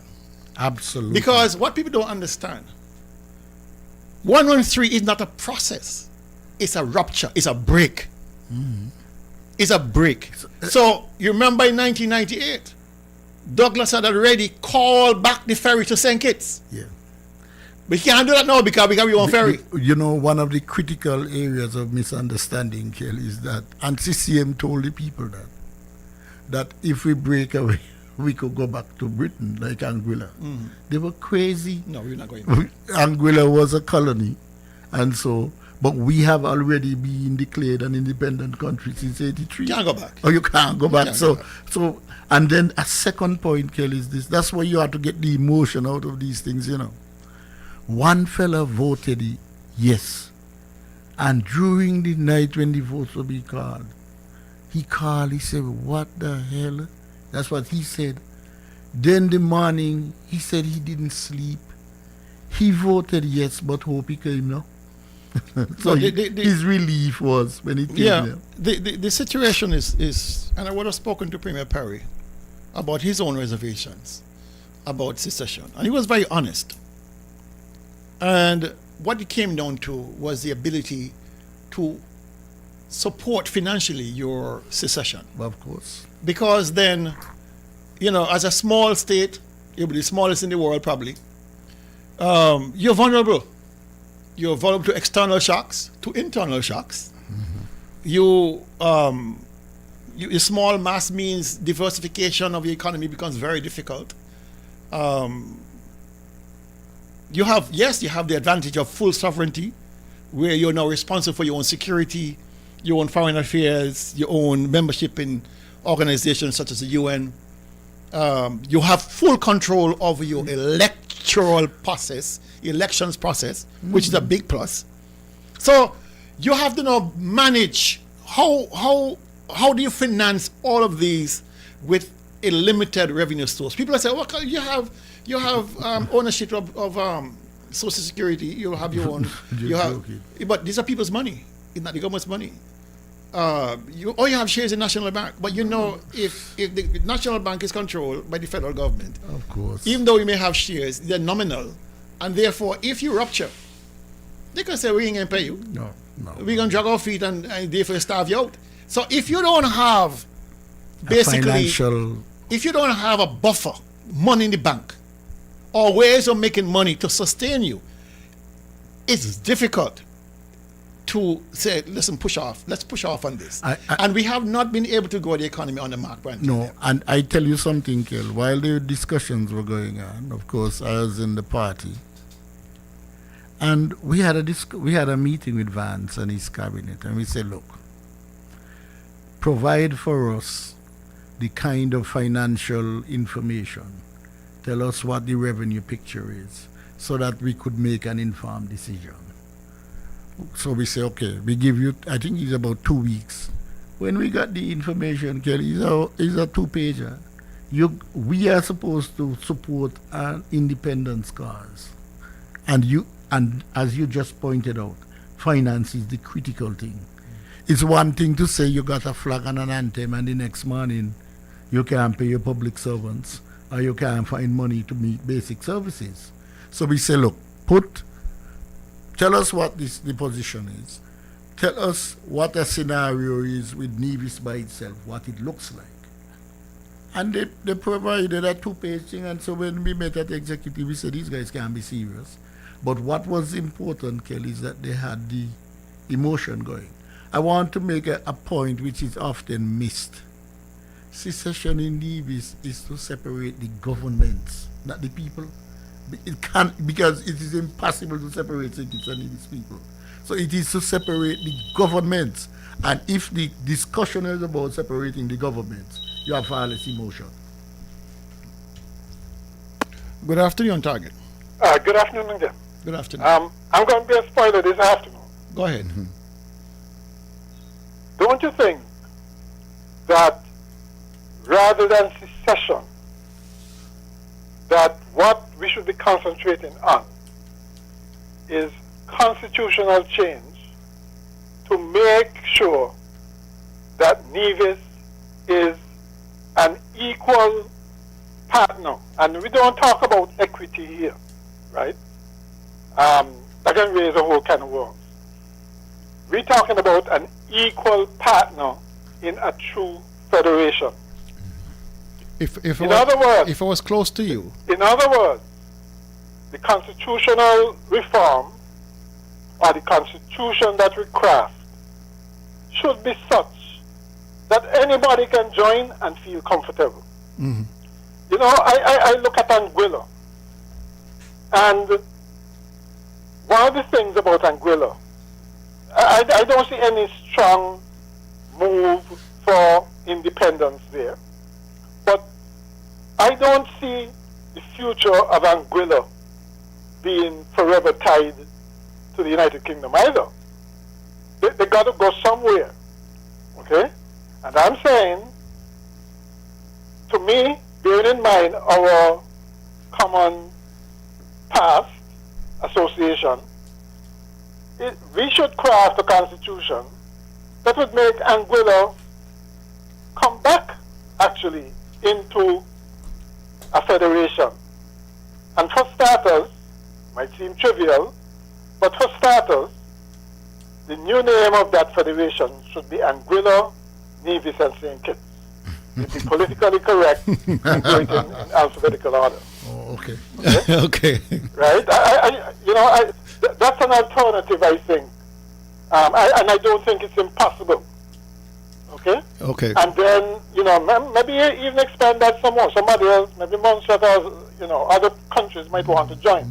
But I don't think we should just go down the straight secession route and separate the islands, to be quite honest. Thank you very much. Thank you, sir. Hold on, Hansi.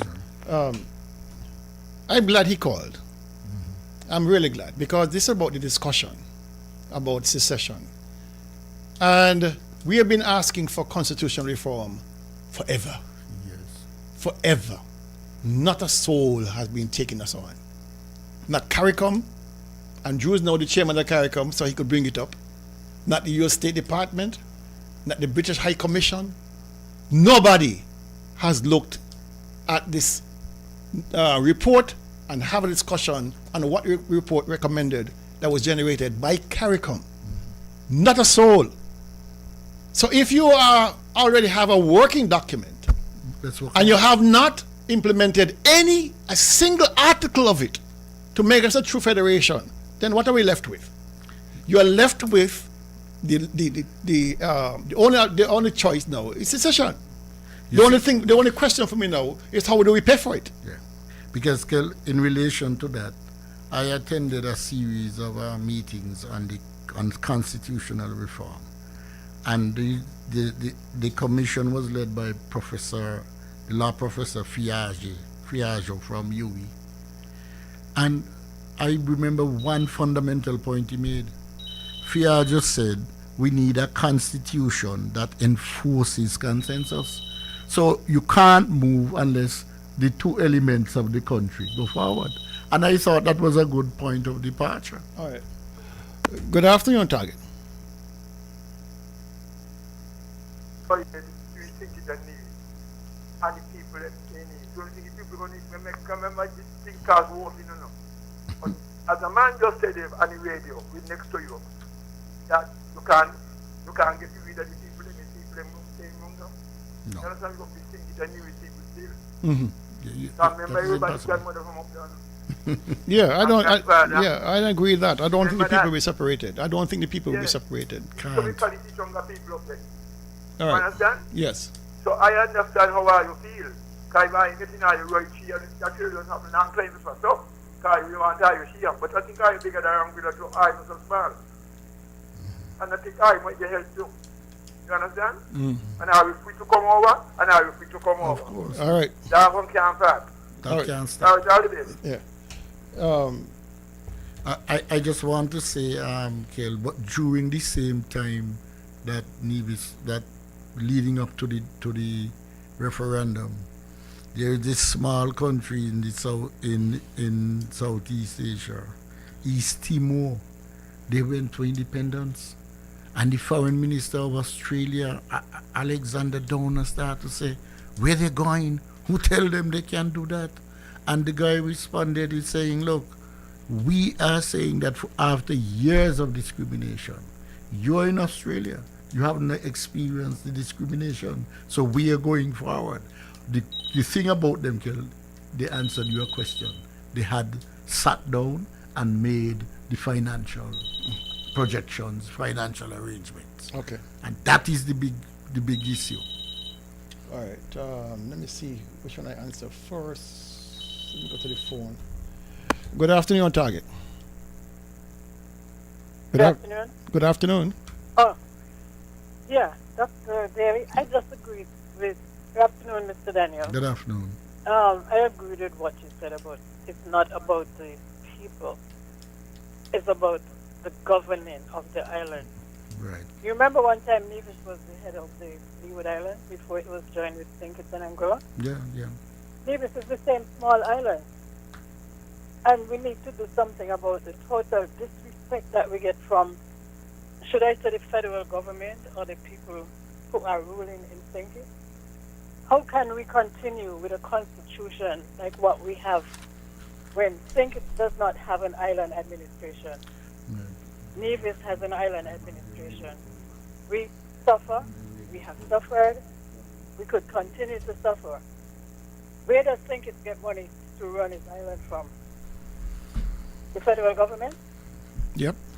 So the federal government is a St. Kitts government? Yep.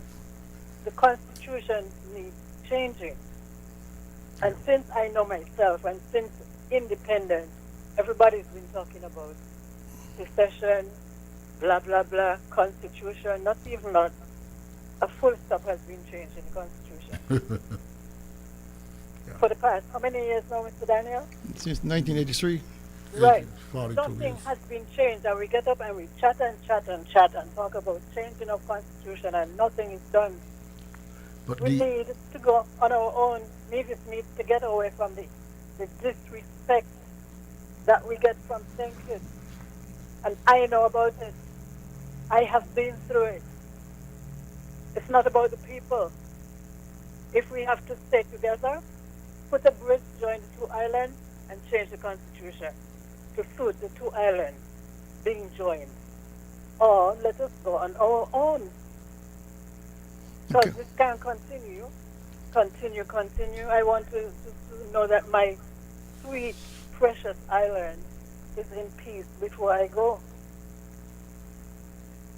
Thank you, It caller. happens in everything. It happens daily life. It happens in sport. It happens in everything. I think it's always want to control Nevis. Yeah. Thank you. Thank you very much. That's true. That the sentiments are true. As a small boy, I've had all of the nightmares that everything that was old and tired ascended to Nevis, and the new things were kept on St. Kitts. We know all of it. We know the history. Yeah, but you we know, have come a long way. Let's take this call. Right. Good afternoon, on Target. Good afternoon. Good afternoon. Just a quick observation. There's no reason why you can't secede and have a bridge, you know. They have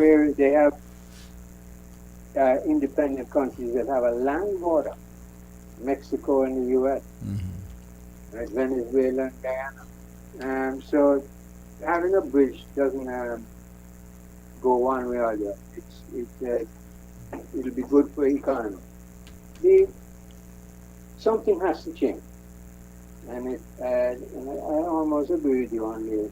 If they won't change the constitution, then maybe more drastic measures have to happen. But if Nevis succeeds, the general public has to be made fully aware of all the positive impact as well as the negative impact.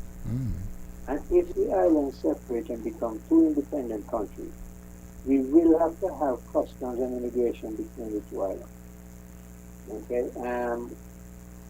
Because otherwise you can bring stuff into one island, bring it over, right?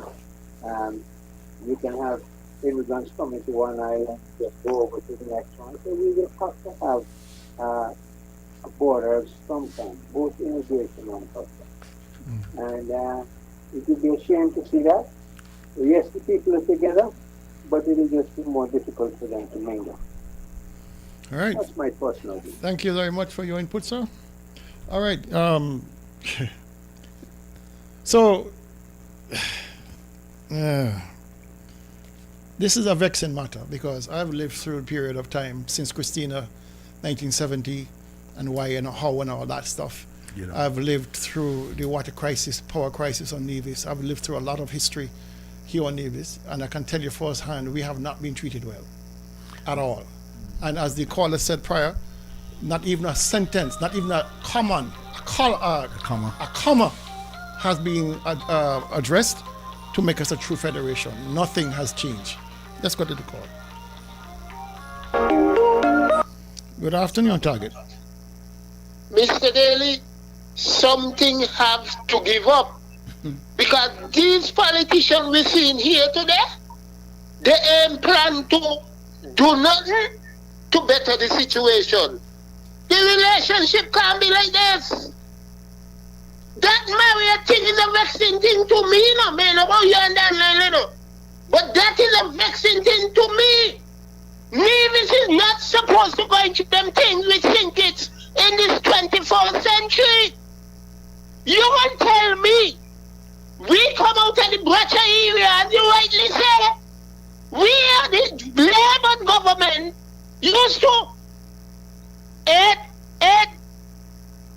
school bus come from Canada, they send up old school bus and keep a no. It's time to go. St. Kitts and Nevis must live well.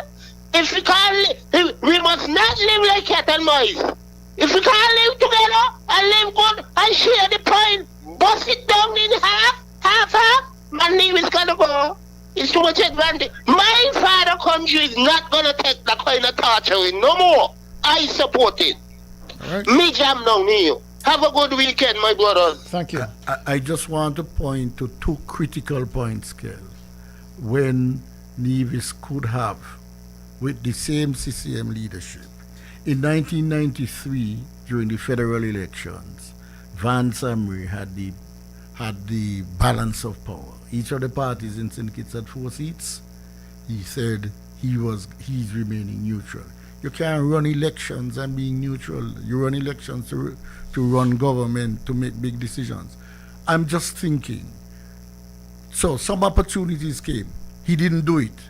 So he allowed then Douglas came over, and in 20 years, then he went back to Douglas for the same concessions. No, he gave up the opportunity. Secondly, in 2015, Brantley and Vance were part of a government.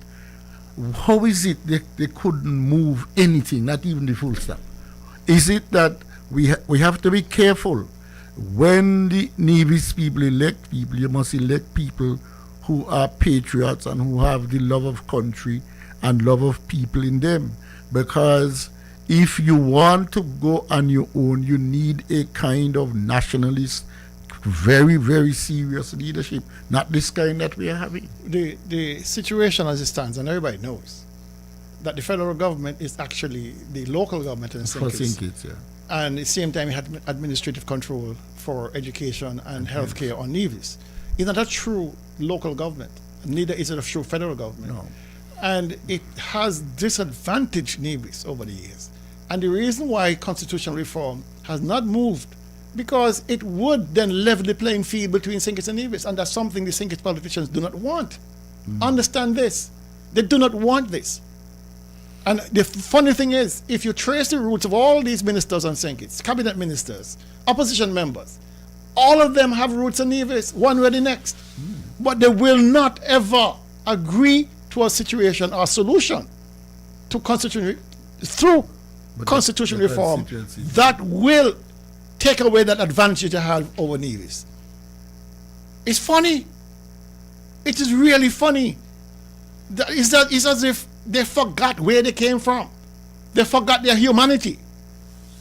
To say, let us do right by Nevis. Let us look at this thing about CBI. CBI started in 1983. It really took off 2006. With Douglas. Really took off. All right? And over the period from 2006 to 2022, billions of dollars flowed into the Federation. How much did Nevis get? You heard the Prime Minister, the President Prime Minister, agreeing with Mark Brantley, saying that in the period 2015 to 2022, on the team unity, the NIA should have gotten $800 million extra than what they got. The Prime Minister said that. There is a provision in the Constitution that allows the NIA to sue, to take the government to court. To take the government to court. Section 110. Yeah. To take the federal government to court. To retrieve that money.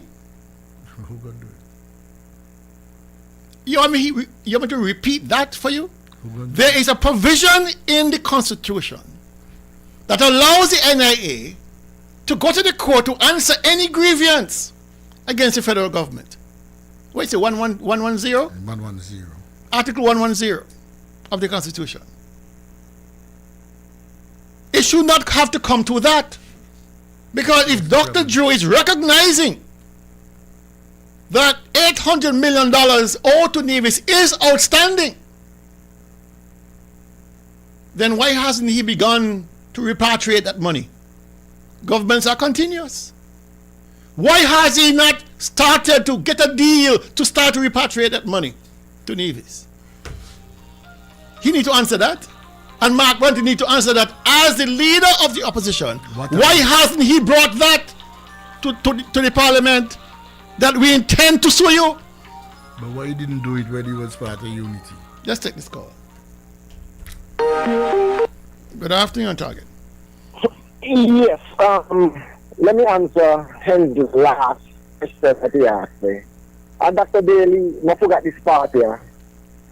Remember Prime Minister Joe tell Dr. Harris, and you should pay. You forgot the part? Yeah, he should pay it. Exactly. But Dr. Timothy Harris not in a position for not paying. He tell you that he should pay. He's not in a position to pay. So let him pay. You get that? Of course. Okay then. All right. Okay. So I don't understand why the governments are both complaining that something went wrong. Dr. Drew is complaining that Timothy Harris robbed Nevis of $800 million between 2015 and 2022, and that they should pay. Then why don't you pay it? It's not your money. If you recognize that Nevis was cheated out of $800 million from CBI, and you come to the considered view, then why don't you pay Dr. Drew? Well, and it comes back to the same issue that is propelling the conversation, that we will never get a fair shake from St. Kitts in the present context of our relationship. We will never ever be equal in terms of administrative control. Because to give up control to us, it means they have less for themselves. If I remember, there was a move, and you were in government at the time, under Premier Perry, where there was a request that Nevis process its own CBI. And they said no, can't happen. But all those millions and hundreds of millions for projects on Nevis were deposited on St. Kitts. And their claim was simply this, that it was their idea to start CBI. It was their idea to start CBI, and therefore it's their baby. Notwithstanding that this is a patrimony of St. Kitts and Nevis, not St. Kitts. The passport doesn't say St. Kitts, it says St. Kitts and Nevis. And to have this arrogance to say, we start it, you can't get none, and if you get some, it's a loan. Come on. Good afternoon, on target. Good afternoon, you're on target. Yeah, good afternoon to you fellas. Well, let me just say one thing real quick. The situation talk will probably come up again. And it's going to be based off of how Mark has tied St. Kitts to Nevis right now. And just to say something maybe a little bit contrary, the Destiny Project coming to Nevis definitely going to change the political makeup. You know what I mean? And it's very ironic from the St. Kitts side. They're talking about the local government over there. But Dr. Drew can't really be paying attention to them 10,000 settlers that can possibly come into Nevis, when that will change the representation in Parliament, because we already see Mark Grantley moving in that direction. So if Dr. Drew is paying attention, I don't see how he can be promoting Destiny and Nevis, because that fair share arrangement and everything will change if that Destiny Project was to go forward and all those settlers were to come into Nevis. And secession at all costs, and the Nevis people got to protect that 113 clause. And I'll leave it there. Thanks a lot, man. Thank you. All right. We were talking about the $800 million. And how do you get your hands on that? when the leader of the opposition is more interested in telling Drew how much he loves him than to prosecute on behalf of Nevis. But that's the point I make, that they lack patriotism. Thank you to PM Drew for his willingness to engage positively with Nevis. But my goodness. But he was in My a goodness. government. He was in a holding up a government, a major part of a coalition. All of these years should have been addressed already. But we are having politicians who are about themselves, and we're not having politicians who are about the other people in the country. And that's the problem, Jill. I mean, think about it. You're in a government with Prime Minister Harris when the CBI money flowing like water, and you come back now to talk about thanking Dr. Drew for engaging. You were in a position to extract whatever you wanted from Nevis. I think the insult was the fact that not only we're not getting the 800 million, but they cut the 66 million in half. Sleep on that a minute. Yeah. Good afternoon, on target. Yes. You understand now why Dr. Drew avoids coming to Nevis. Why? Why? Why? Yes. When you're going to ask hard questions like that, I mean, you think that, what the Premier posted at the beginning is true, right? The politicians in St. Kitts, right? It must be hard for the politicians in St. Kitts to actually give Nevis anything because they feel they're going to face a backlash.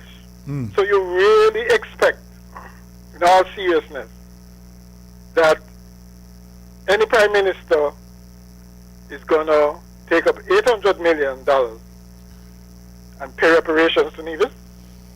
In all reality. No, I mean, that's where the court comes in. The Constitution provides for court review of this debt.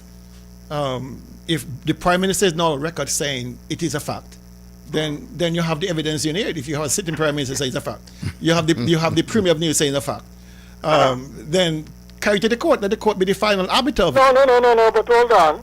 If you're saying that the current Prime Minister says so, and the Premier says so, where the court comes in?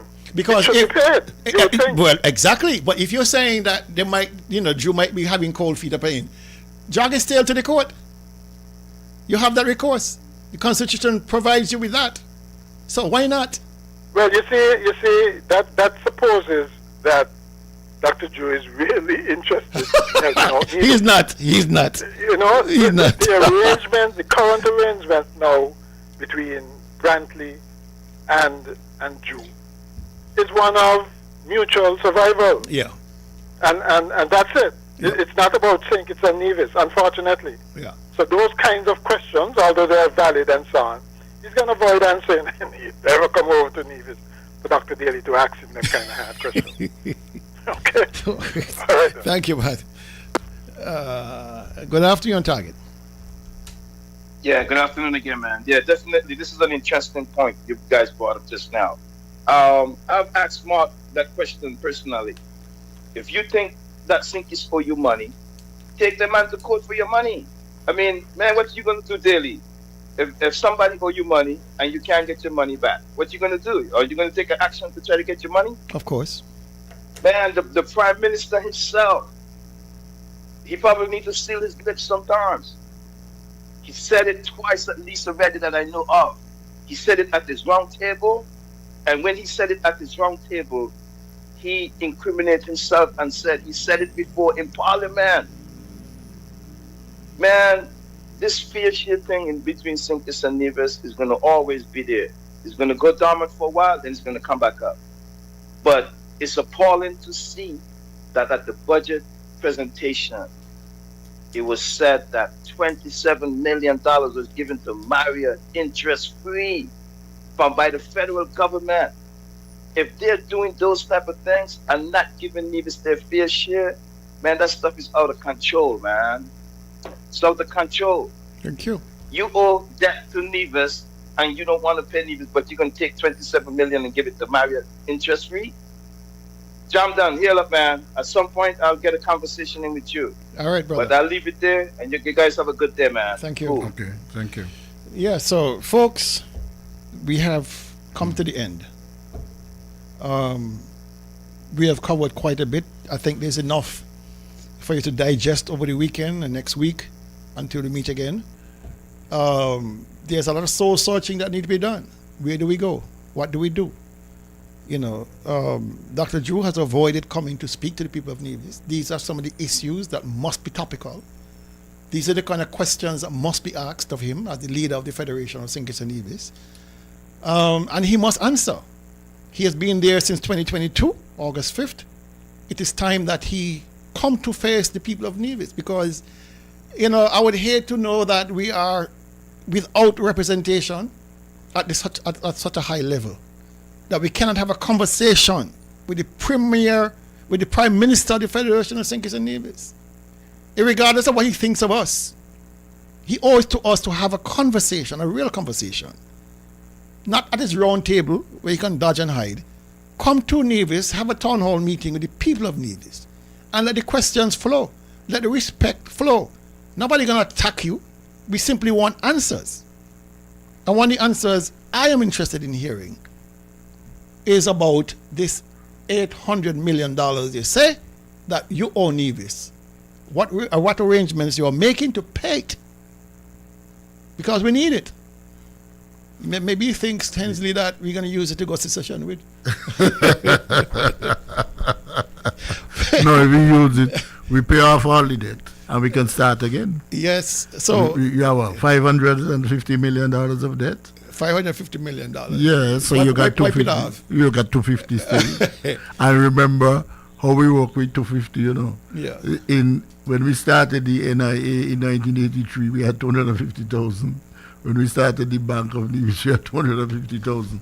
Now we have 250 million. Things improve. All right, folks, we have come to the end. We'll see you next week, Saturday, same time, same space, same station. Stay healthy, stay good. If you can't be safe, if you can't be, how do you go? If you can't be good, be careful. Be careful. If you can't be good, be careful. Thank you for that. Tulu, my brother, I hope you are doing well. I'll have to give you a call to figure out if you need anything from me. Yes. Because you didn't prescribe the brew, did you? Well, he has. He has the brew? He has the brew. Oh. He called it libation. He has your libation? He has libation, yes. Oh, so that has been sanctified? Yes. Up and down. Up and down. So, okay. Folks. Yeah, Tulu, get better because, you know, you there's work to be done. All right. Folks, see you next week. God bless.